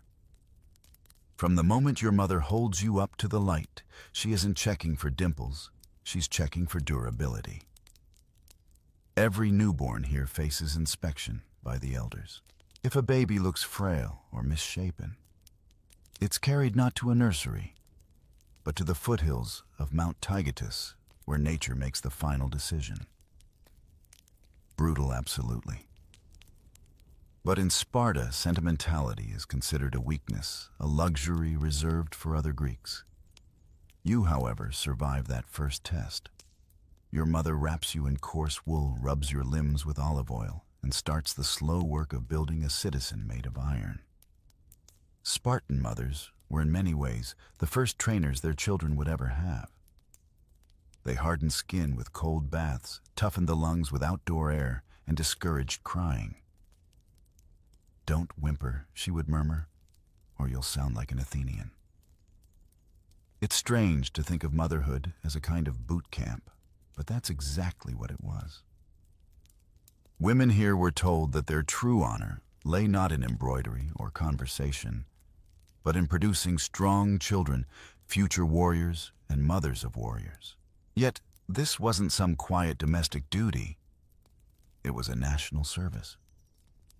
A Spartan mother was a sculptor carving the next generation from flesh and resolve. Still, don't mistake their world for bleakness. The mothers of Sparta weren't heartless. They were simply practical in a way that would make modern parenting books cry. When a Spartan boy left for war, his mother handed him his shield and said, "With it or on it." In other words, return victorious or die with honor. No pressure, right? But think about it. What kind of society makes that the measure of love? One where devotion to the state and devotion to family are the same thing. You see her now, your mother's shoulders squared, eyes sharp as a hawk's. She's not just a caretaker. She's an extension of the Spartan ethos. She's been trained to suppress fear the way a hoplite suppresses hesitation. Even in childbirth, Spartan women were admired for their composure. There are accounts of women delivering babies without a sound, rising moments later to attend to housework. A modern obstetrician would faint. A Spartan midwife would probably shrug. Archaeologists and historians have long puzzled over this balance. How could a society so famously male-dominated also produce women so respected? The answer lies in utility. Every element of Spartan life was designed for one goal: survival through strength. And in a city where men were constantly away training or fighting, women had to be strong enough to manage everything else. Weakness simply didn't fit the blueprint. Even their education reflected that. Spartan girls weren't confined indoors learning to weave. They were out running, wrestling, and throwing javelins. Mothers encouraged it, knowing that strong women made strong offspring. That's early genetics, Spartan style. Plutarch later wrote that women exercised so that their bodies would be firm and the fruit of their wombs strong. It sounds clinical today, but to them, it was divine math. Health equals strength, and strength equals survival. You might chuckle imagining a modern mother applying these methods: morning sprints instead of lullabies, spear drills instead of playtime. It's absurd and yet strangely admirable. Spartan parenting could make even the strictest modern fitness influencer look soft. No sugar, no softness, no sleepovers, a Spartan mother might have said. You can almost hear her in your head. Courage, darling. You can rest when you've conquered something. But don't be fooled into thinking women were just baby factories. Their influence reached further. By molding sons who worshipped discipline and daughters who embodied strength, they embedded their ideals deep into the national psyche. The courage that carried King Leonidas and his 300 men at Thermopylae began in the nursery, passed down not through military drills, but through bedtime stories told by women who believed fear was optional. There's a strange tenderness in that, isn't there? Love expressed not through softness, but through preparation. When you think about it, Spartan women loved like blacksmiths. They heated, hammered, and forged. And when the metal finally shone, they let it go to war. Modern mothers might slip a note in a lunchbox saying, "Be brave today." Spartan mothers sent the entire lunchbox to the afterlife, if necessary. You can almost picture her sitting by the hearth, now oil lamp flickering her face, half lit by firelight. She sharpens her spindle the way her husband sharpens his sword, both acts of creation. The crackle of the flames sounds like marching feet. Outside, the night hums with cicadas and the faint echo of distant training songs. She hums along, steady, calm, unafraid. For her strength isn't something you shout about. It's the quiet decision to keep standing when the world trembles. That decision begins here in the home. Every woven tunic, every cleaned blade, every stoic bedtime story is part of a grander choreography, the silent foundation of Sparta's might. You don't yet realize it, but in this city of warriors, the softest hands carry the hardest burdens. You wake to the sound of sandals slapping against dust. The sun hasn't yet burned through the morning haze, but already the air buzzes with shouts and laughter. You're no longer a baby wrapped in olive oil cloth. Now you're one of the Spartan girls who wrestle the wind. Every morning feels like a challenge issued by the gods themselves. There are no dolls here, no idle gossip, no lessons in modesty. Instead, you stretch your limbs, smear your arms with oil, and run barefoot through the red clay fields until your breath comes in gusts. Beside you, other girls shout taunts, daring you to jump higher, throw farther, laugh louder. The air smells of wild time and determination. Unlike in Athens, where girls learn embroidery while being told to lower their eyes, you learn how to hold a spear balance on one foot and shout victory hymns. For what you endure, for what you ask, for the sheer joy of existing as a Spartan girl who refuses to sit still. The city believes a strong woman produces strong children. But somewhere inside you realize it's more than that. Strength has become its own form of worship. Imagine a track meet with no audience, no medals, just the approving nods of older women who stand at the edge of the field, arms crossed, assessing your form. Their eyes are sharp, but you can tell they're proud. When one of them tosses a javelin, it flies farther than any you've seen. That's when you understand this isn't play. This is heritage. Your body is your first weapon, your first prayer, your first badge of belonging. You feel it in every muscle as you sprint across the Eurotas plain. The dust rises behind you like incense. There's rhythm to this training, a kind of rough beauty that would shock outsiders. Travelers from other Greek cities often wrote in disbelief about Spartan women, exercising publicly, wearing short tunics that revealed more leg than custom allowed. Scandalous, they said. Indecent. But here in Sparta, no one blinks. It isn't vanity. It's virtue. There's an unspoken lesson buried in all this running and wrestling. Control your body, and you'll control your fate. The girls laugh, tumble, and fall, but no one cries. The sting of scraped knees becomes a badge of honor. Sometimes one of you will race against the boys, and when you win, and you often do, their pride takes a small but significant hit. You grin, wiping sweat from your brow, and think, maybe the gods prefer balance after all. Aristotle once complained that Spartan women had too much freedom and ruled their men. Coming from a philosopher who thought women were incomplete humans, that's practically a compliment. He couldn't fathom a society where women spoke boldly in public-owned land and trained their bodies like athletes. But in Sparta, it makes perfect sense. The women aren't rebelling, they're refining the system. While other Greek city-states built walls, Sparta built people. You can almost hear your instructors shouting over the wind, "Run until your lungs burn clean." She's older, her voice rasped by years of shouting encouragements. Her gray hair whips behind her like a battle standard. When you stumble, she doesn't help you up. Instead, she nods at your scraped elbows and says, "Good. Now you look alive." There's humor in her words, but also truth. Pain here isn't punishment, it's participation. You're reminded of modern gym coaches with their relentless pep talks, no pain, no gain. Sparta invented that long before hashtags. And unlike today's wellness slogans, theirs wasn't about appearance. It was about preparation for every unpredictable turn life could throw: childbirth, siege, famine, heartbreak. The body trained for resilience becomes the mind's armor. Later, when the heat grows unbearable, you and your friends collapse by the riverbank.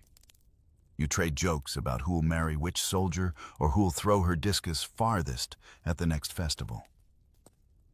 Someone begins to hum a hymn to Artemis or Thea, the goddess who blesses endurance.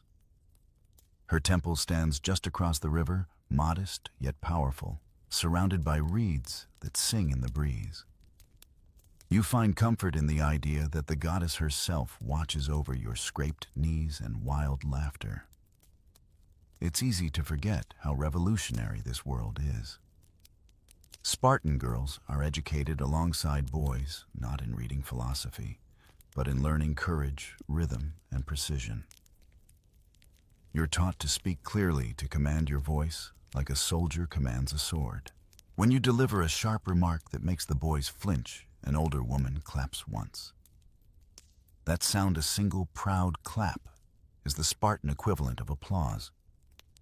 As the day ends, you lie in the dust, staring at the fading light. Your arms ache, your throat tastes of salt, but there's satisfaction humming beneath your ribs. You think of your mother, her stoic face softened just a little when you left that morning.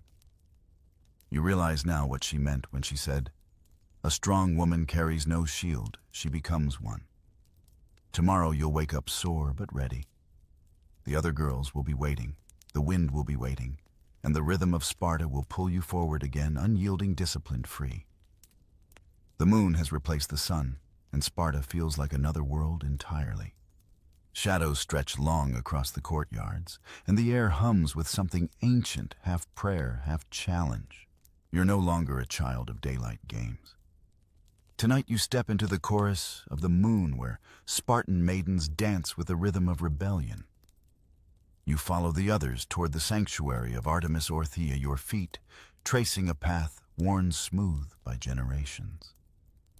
The night smells of laurel leaves and river water, and a silver mist hangs low over the earth.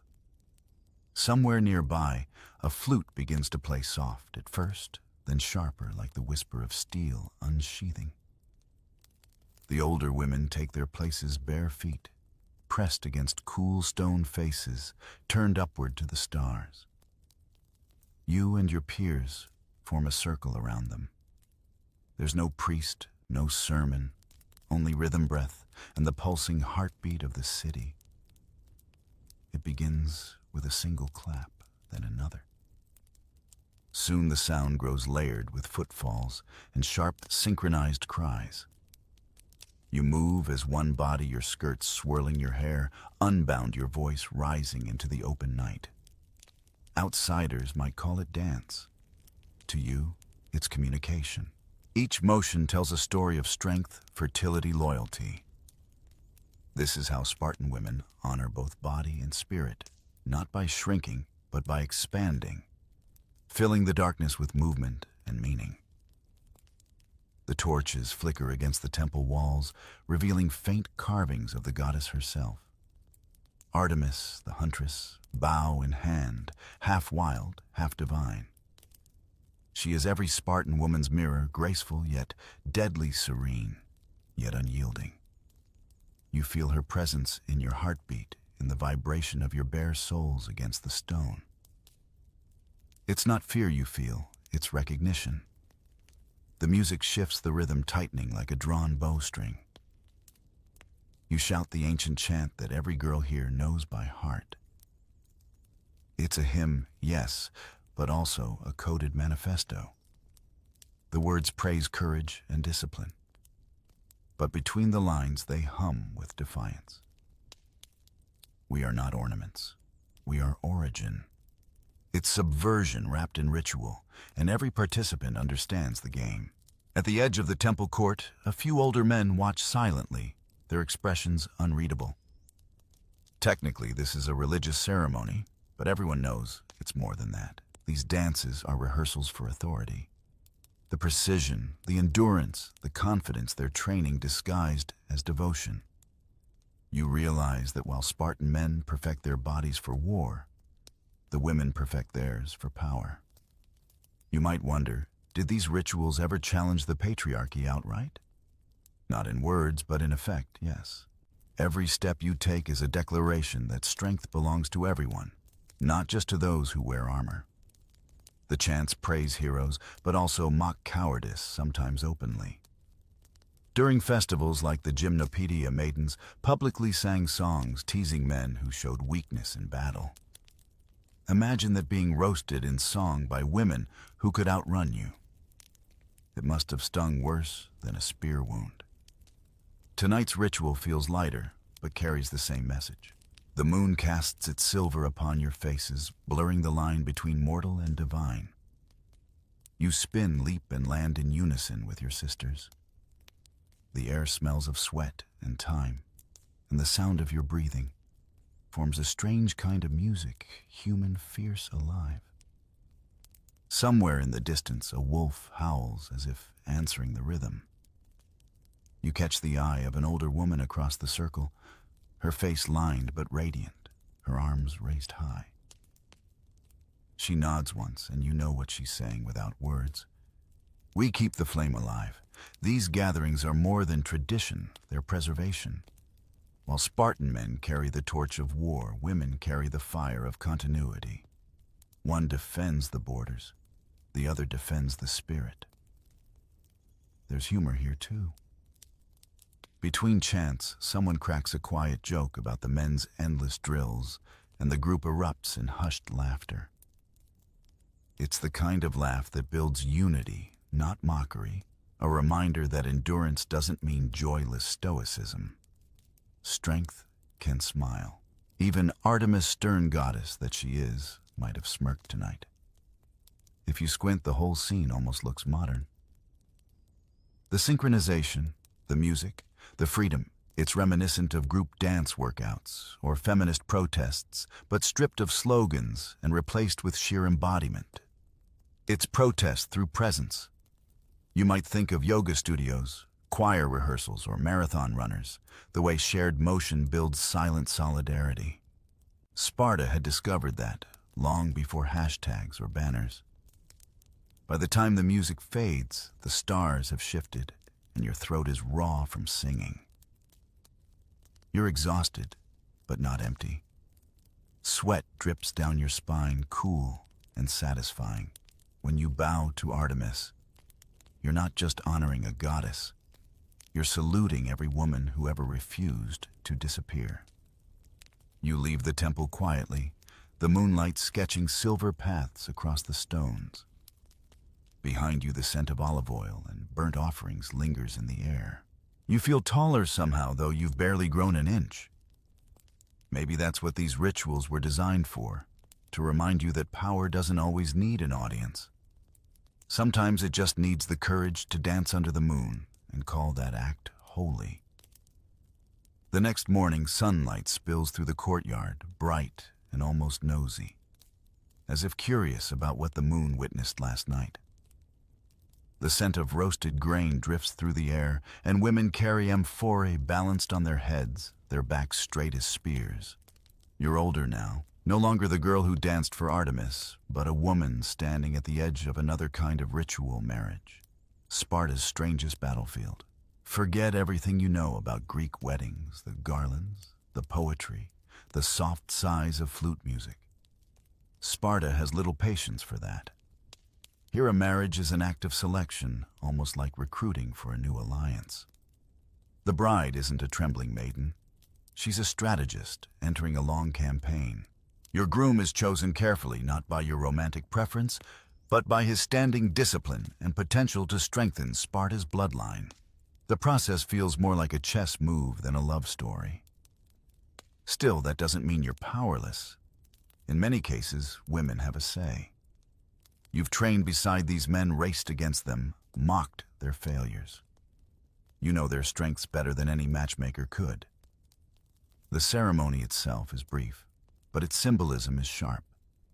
Before the wedding night, your head is shaved, a gesture meant to resemble the youthfulness of a boy. You wear a man's cloak and sandals, waiting in a darkened room. Then the groom, often living separately, even after marriage, must capture you in a ritual abduction, carrying you to his quarters. The act is theatrical, not violent, though. To modern eyes, it might look strange. But in the dim flicker of oil lamps, the gesture carries meaning, union in strength, not submission in softness. There's an awkward tenderness in this system. Spartan husbands rarely linger at home. Military duty keeps them away most nights. Many women live apart, managing estates, making their own decisions, even maintaining the household economy. Imagine a society where married couples might only meet in secret whispering between obligations. It sounds lonely, but perhaps that's what makes each meeting electric, wrapped in secrecy and mutual respect. You hear laughter echoing from another courtyard. Two older women gossiping about a new bride who dared to tease her husband for being too slow at drills. "She'll make him faster," one says, smirking. That's Sparta's version of romance irony sharpened into affection. From a distance, other Greeks couldn't understand this kind of partnership. To them, marriage was about hierarchy, husband commanding, wife obeying. But here in Sparta, where women are trained to manage everything from land to livestock, the balance is different. When men spend most of their lives in barracks, someone has to keep the gears turning. The result, Spartan wives become de facto heads of households, stewards of estates, and guardians of legacy. Take Gorgo, Queen of Sparta, for instance. Her intelligence was legendary. When a foreigner once asked her why Spartan women were the only ones who could rule men, she replied with a grin, "Because we are the only ones who give birth to men." Another time, when a slave offered her a jewel as a gift, she refused it, saying, "I adorn myself with the character of my husband." That wasn't submission, it was strategy. She was reminding everyone that Spartan power was collective, not cosmetic. You can't help but smile at that thought. Imagine a modern woman walking into a boardroom with that kind of confidence. Gorgo would have been the one leading the meeting, calm and sharp, her words hitting harder than any sword. As days pass, you settle into the rhythm of this new role. You learn to balance independence with partnership, to turn domestic routines into forms of leadership. You oversee servants, monitor the harvest, and ensure the farm produces enough grain for the soldiers stationed afar. When disputes arise between neighbors, they come to you for arbitration. The lines between wife, governor, and general blur beautifully. Sometimes you stand by the gate at sunset, watching the horizon where your husband trains with the others. You feel no ache of loneliness, only pride. Spartan women aren't taught to wait. They're taught to build. And while he polishes his shield, you polish the city's future. You think of the saying carved on an old temple wall: "Where women are strong, the city stands firm." Maybe that's why Sparta survived longer than its enemies expected. It wasn't built solely on bronze and biceps, but on the quiet governance of women who knew when to bend and when to command. You glance down at your hands, calloused yet graceful.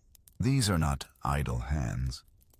They hold the reins of an entire household, the unseen levers that keep the military engine running. You don't pray for your husband's victory, you expect it. And he knows that expectation burns brighter than any torch. When the night comes, you light a small lamp and sit by the window, the wind rustling the olive trees outside. Somewhere in the distance, you hear soldiers chanting in rhythm. You hum along softly, not out of longing, but solidarity. You both fight in your own ways. And in the silence between heartbeats, you understand why Sparta feared no army. Because even its homes were built like fortresses. Morning dew beads on the bronze of the courtyard basin, and the scent of crushed figs and goat's milk drifts from the kitchens. The city is quieter today, its warriors gone to drill its market, hushed, but within one small house, a different kind of battle is beginning.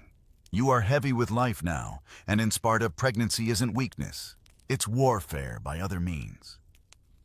From the moment you first feel the quickening inside you, you know this isn't about sentiment. The entire city holds its breath for your womb.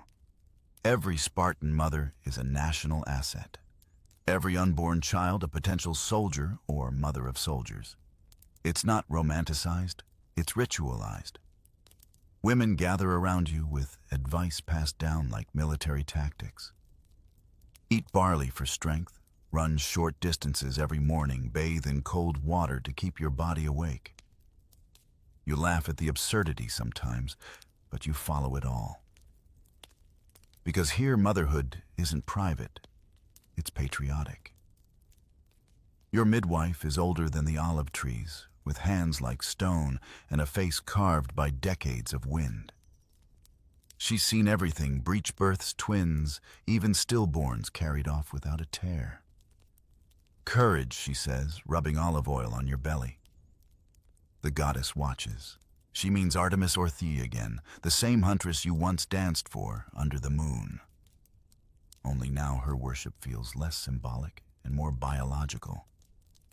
Artemis governs childbirth, too. Proof that the same divine hand that blesses the hunt also blesses the scream. Pregnancy in Sparta is oddly public. Neighbors check in on you, not with soft coos, but practical advice. You should lift weights, says one. It strengthens the back. Another recommends walking uphill daily. No one tells you to stay indoors or to avoid exhaustion. They'd be horrified by modern prenatal yoga or hospital bed rest. Spartan logic is simple: only strength creates strength. And yet there's tenderness tucked inside this rigidity. When you rest older, women visit bearing cheese and honey quietly, rubbing your hands, murmuring tales of their own deliveries. They don't coddle, they calibrate. You'll do fine, one says, because you know pain already. That's their version of comfort. Oddly enough, it works. As your belly swells, you feel connected to the entire Spartan mythos. You're a link in a chain that stretches back to the founders, women who outlasted famine, sieges, and endless farewells. You recall a saying attributed to the mothers of Thermopylae. We bore men, not cowards. It's more than pride, it's a spiritual economy. The city invests its faith in your endurance. And endurance in Sparta is sacred. When labor begins, you are not surrounded by weeping or incense. The air smells of salt and sweat, and your midwife gives you no soothing words, only commands. Breathe, push, do not scream, you obey. Not because you must, but because generations have done the same. The room feels small, but timeless. The same scene repeated across centuries, every birth a reaffirmation of the Spartan code. When the baby finally arrives, the midwife lifts it up to the lamplight, inspecting every limb. You wait silent while she decides if this tiny creature is fit for the city. Her eyes scan her fingers' test. Then she nods, and only then do you exhale. Relief floods through you like warm water, and for a brief stolen moment, the world softens. Outside, a neighbor woman starts a chant of thanks to Artemis. The rhythm spreads, others join in. It's not loud, just steady like the beat of a heart. You hold your child's smell of new life and olive oil filling your nose, and for the first time, the Spartan doctrine doesn't feel harsh. It feels holy. Still, the work begins immediately. Within days, you're walking again because idleness is the enemy. You nurse the baby under the shade of an olive tree while giving orders to servants, calculating rations and planning repairs for the granary roof. There's no maternity leave here, there's continuity. You're reminded of how modern mothers juggle spreadsheets, deadlines, and sleepless nights. The tools may have changed, but the rhythm feels ancient. Spartan women would have understood burnout long before the term existed. The difference is, they didn't call it exhaustion. They called it honor. As the months pass, your baby grows.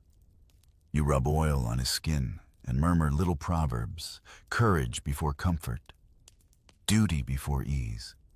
You don't teach fear because fear is foreign here. When he cries, you rock him not with lullabies, but with rhythm, a steady beat mimicking marching feet. The walls of the house almost seem to echo back approvingly. Sometimes you wonder if this unyielding discipline ever cracks. Late at night, when everyone's asleep, you catch yourself humming a tune softer than any Spartan melody. a little song that sounds suspiciously like love. You pause guilty, then laugh quietly. Even warriors deserve tenderness, especially tiny ones. Then dawn comes and the city wakes again to drills and duties. You stand by the doorway, holding your child up to the rising light, just as your mother once held you. May you bring honor, you whisper. But there's something else buried in your voice, something unspoken, ancient, and universal. May you live. The year turns, and the heat presses down like a heavy shield. The Eurotas River runs slow and shallow, reflecting the blinding white of Sparta's limestone walls. The city hums with anticipation, its rhythm sharper than usual. Tonight, the Gymnopedia begins the festival of naked dances, the most paradoxical performance of Spartan virtue and audacity. And you're here, front row, where reverence meets satire and strength wears no armor. You can already hear the drum beats long before you reach the square. The festival isn't just a celebration, it's a national examination of courage. Men, women, and even children participate, their movements choreographed to honor the gods, the city, and its ideals. But beneath the hymns and gestures, another current flows, a subtle theater of messages, teasing, and truth-telling. The square glows with torchlight. Rows of spectators gather, elders, soldiers, mothers, even visiting foreigners who pretend not to gawk. At the center, young men move in disciplined lines, their bodies glistening with olive oil. Their chants echoing through the night, their songs praise past heroes. Yes, but they also contain verses that mock cowardice.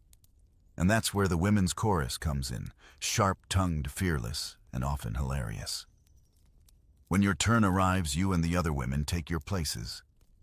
The men lower their voices respectfully, knowing this part belongs to you.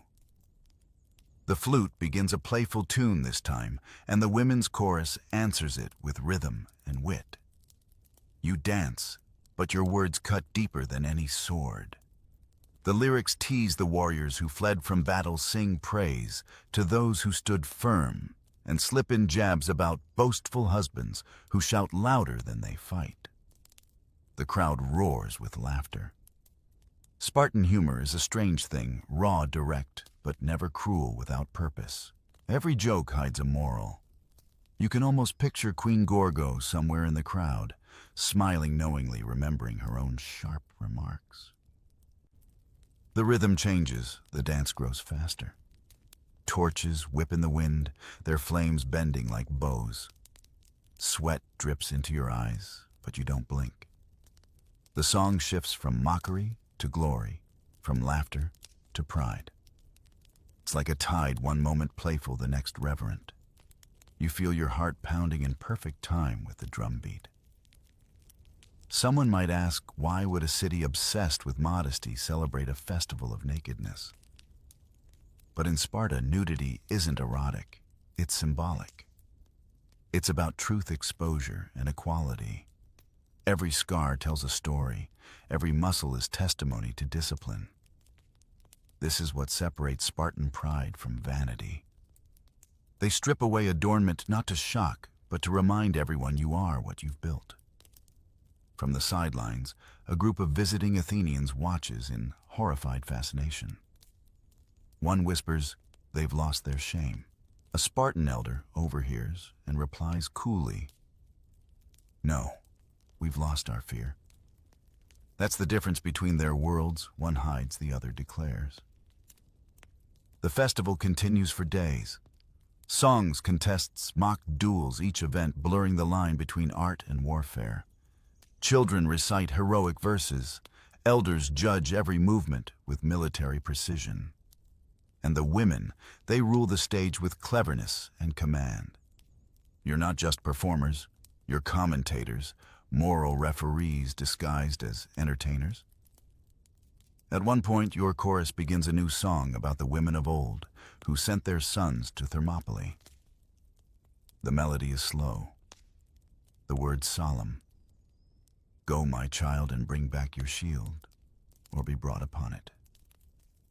The square falls silent. For a moment, even the crackling torches seem to hold their breath. You can see the faces of the young soldiers, half pride, half dread. The festival may be joyful, but beneath its laughter lies the constant reminder that Spartan life is always one breath away from battle.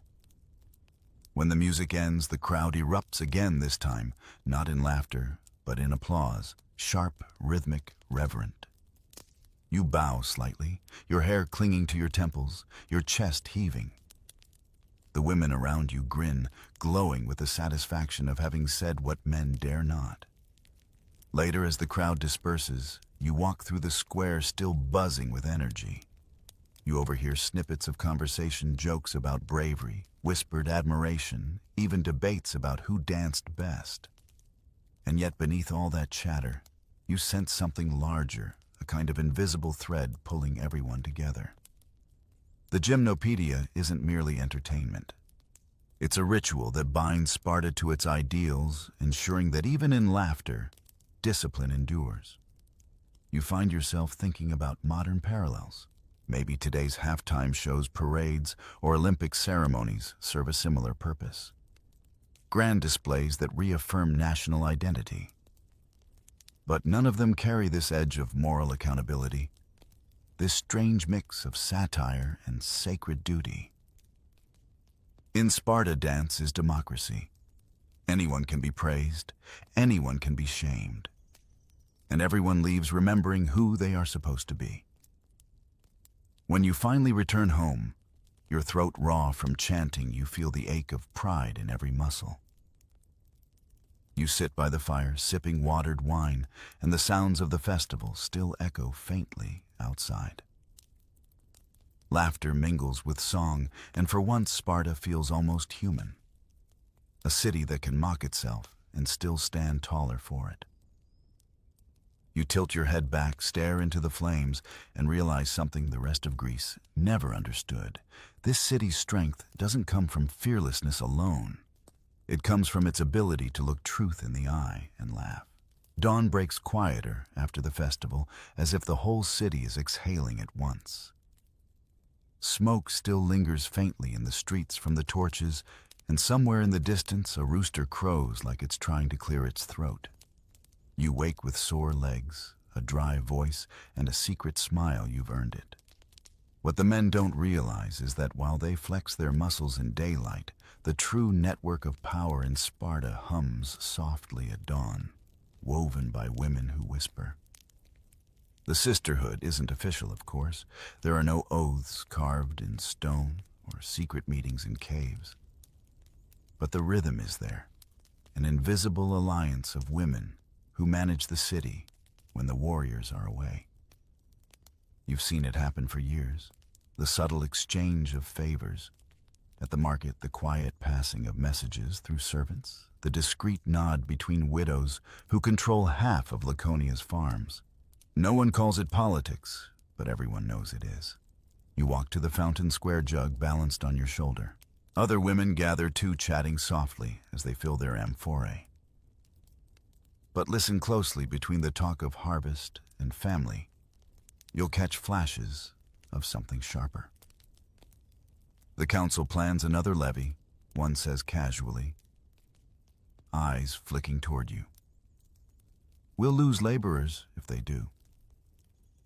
Another woman sighs, her tone deliberate, unless someone reminds the ephors where their grain comes from. You all share a small, knowing smile. That's how decisions bend in Sparta, not through rebellion, but through reminder. It's easy to forget how rare this is in the ancient world. In Athens, women can't even own property.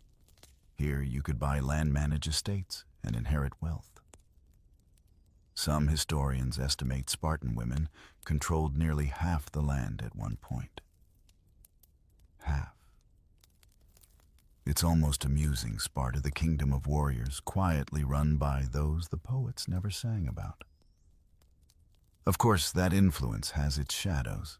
The Cryptia, the secret police made up of young warriors, still patrol the countryside, ensuring control over the helots, the enslaved farmers who make this entire system possible. You've seen them sometimes hooded and silent, slipping through olive groves like ghosts. Most women ignore them, but the whispers never stop. The men watch the helots, one woman once told you, and we watch the men. At home, the power plays are more delicate. A friend confides in you that her husband, away on campaign for months, entrusted her with his estate. She's since made clever deals, traded surplus grain for pottery, and now profits double what he ever managed. If he knew she laughed softly, he'd start asking for business advice instead of battle plans. You grin, because you've done the same.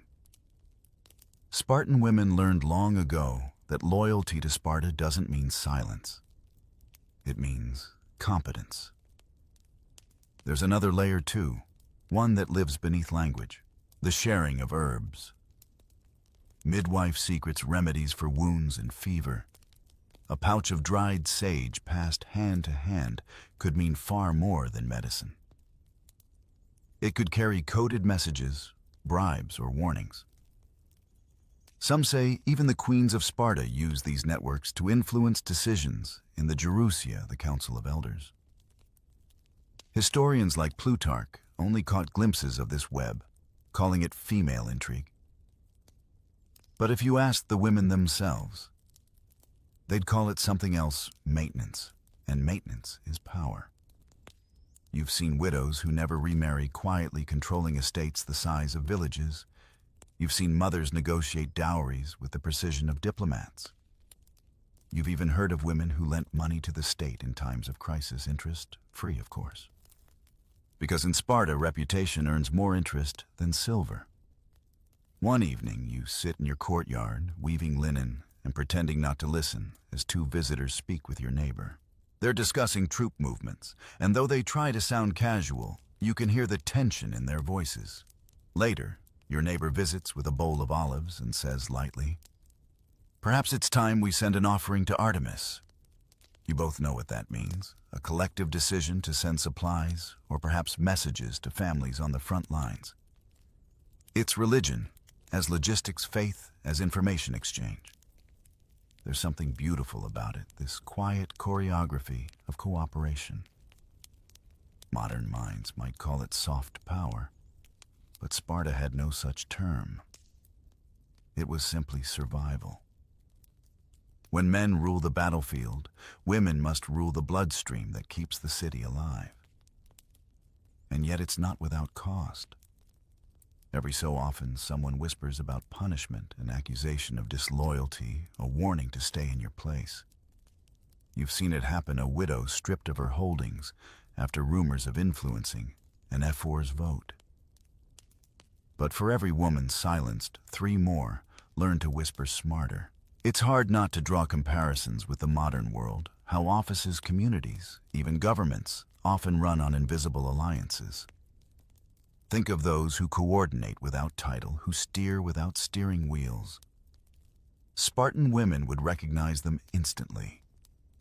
Power doesn't always sit on thrones. Sometimes it sits at kitchen tables disguised as conversation. As the sky turns pink, you gather your things and head home. The air smells of crushed herbs and promise. Somewhere a messenger shouts orders, a soldier's boots strike the ground, and the echo feels almost comical now. The men make noise. The women make plans. You pour water into your clay bowl and catch your reflection in its rippling surface. Behind you, your home glows with quiet abundance, your work done, your influence invisible but intact. You smile faintly because you know the truth every Spartan woman learns. Early, if the men are Sparta's armor, the women are its pulse. And pulses, after all, can't be silenced. They just keep beating steady and unstoppable. The year moves on. Distant war horns sound across the mountains, echoing through valleys like thunder rolling over bronze. The men are gone again, marching east, chasing glory or survival. And Sparta is left in the hands of those who never march, yet never rest. You stand at the city gate watching the last column disappear in the dust and realize that once again the fate of Sparta rests with the women who remain. The city feels emptier, but also strangely awake. Without the men, there's no one shouting drills, no clang of shields in the barracks, only the hum of activity in the courtyards. It's the kind of quiet that buzzes with purpose. You glance around and see it everywhere. Women at the looms, weaving linen for trade, women directing helots in the fields, women balancing ledgers carved into wax tablets. Sparta doesn't stop because its warriors leave. It survives because its women refuse to pause. You've inherited responsibility, now your husband's land, his servants, his accounts. The state expects you to maintain everything, to ensure the grain supply doesn't falter, to settle disputes among workers, even to manage tax obligations. It's exhausting work, yet oddly fulfilling. You've learned to read seasonal patterns the way soldiers read battle formations, predicting storms, rationing seed motivating workers. A single bad decision can ripple through the whole city. In this sense, you've become a general without armor. At the Agora, you meet with other women to exchange updates. One worries about an approaching drought. Another whispers that the F4s plan to raise new levies. You all listen, heads tilted, absorbing information like spies in a foreign court. Then someone murmurs, "We'll send a messenger with honey and grain to the soldiers' camp. No one needs to vote. It's decided in silence." That's how governance works now, by intuition and trust. The lines separating gender roles have blurred completely. When Sparta's enemies imagine a city of soldiers, they never picture the hands that sow the barley or the mines that organize trade routes. But you do. You see it every day. And sometimes at dusk, when the horizon glows like a forge, you wonder if history will ever notice. There are moments, though, when the weight of it all presses too hard. One afternoon, a helot collapses in the field from exhaustion. The other workers look at you, waiting for judgment. Mercy is a rare word here, but you choose it. You let the man rest, knowing that strength also means knowing when to spare it. That night, as you sit by your hearth, you wonder if compassion is another kind of discipline, the courage to be human in a city that worships hardness. News from the front arrives sporadically, carried by dusty messengers written on cracked tablets. Sometimes it's good news. Victory spoils new territory. Other times, it's names too many of them. You read through the lists silently, each word a pulse, a heartbeat gone. And every time you see a familiar one, you feel a small tear in the fabric of your own endurance. But Spartans don't cry, at least not where anyone can see. Instead, you light an oil lamp and whisper a prayer, with his shield or on it. The words sting, but they also steady you. It's strange how the city adapts. The children grow wilder in the men's absence, stronger, louder.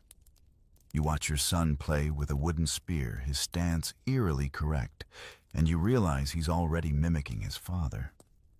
You correct his grip and say lightly, "Hold your ground, but don't forget to think." He laughs, not understanding the gravity yet.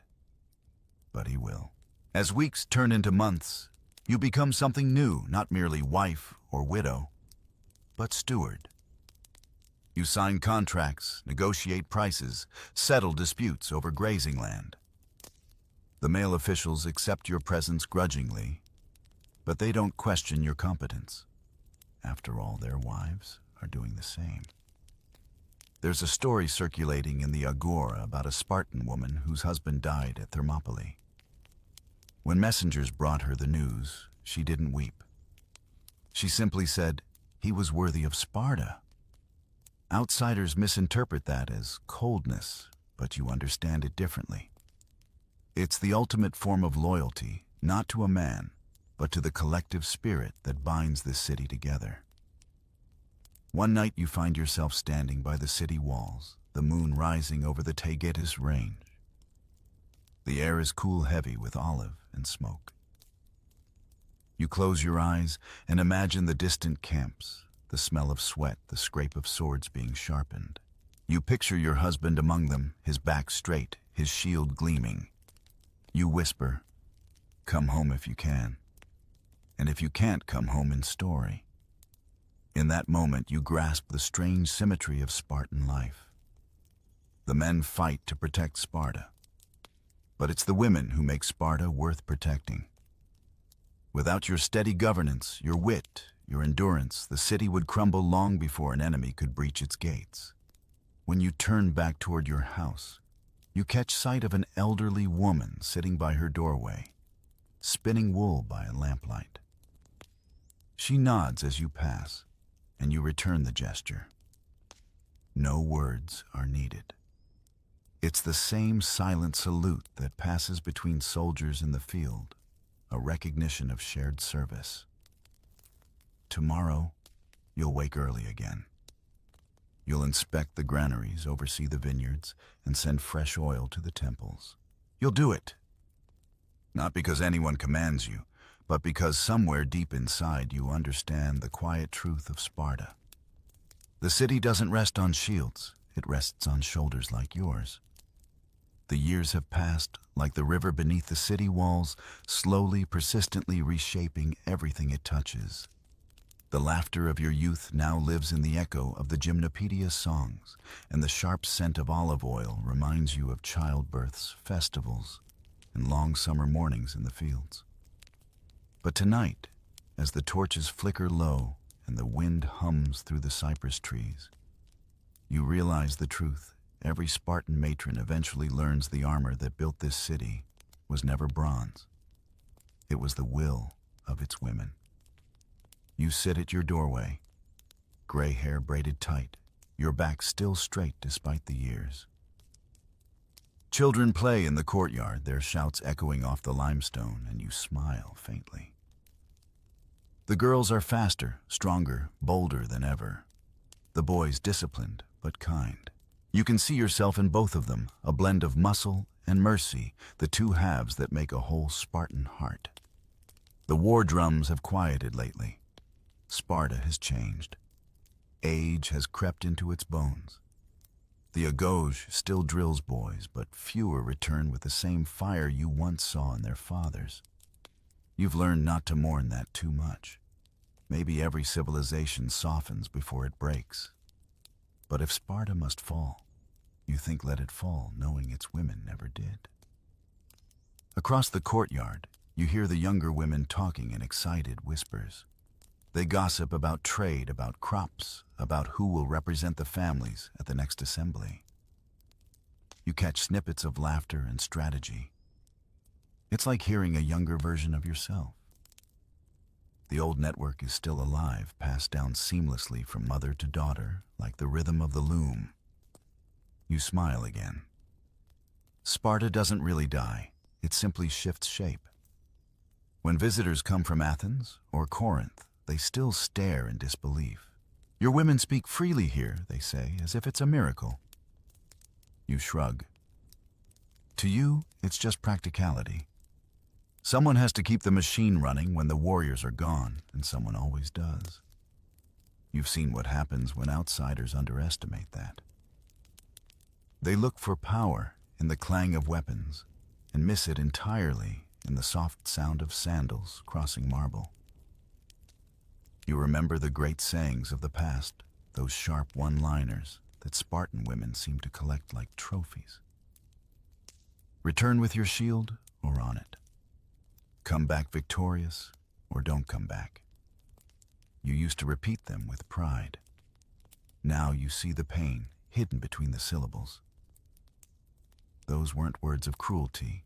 They were armor language forged to protect the heart from breaking. Strength here was never the absence of love. It was love disciplined into endurance. One afternoon, A traveler asks you if Spartan women ever regretted their hard lives. You consider it carefully before answering. Regret, you say. We regret only the days when we felt ordinary. Because in a city where every gesture mattered, every moment was part of a legacy. Even the act of rising before dawn to grind grain or train your daughter to run faster than her brothers. That was history in motion. Sometimes you still dream of the moonlit nights when you danced for Artemis.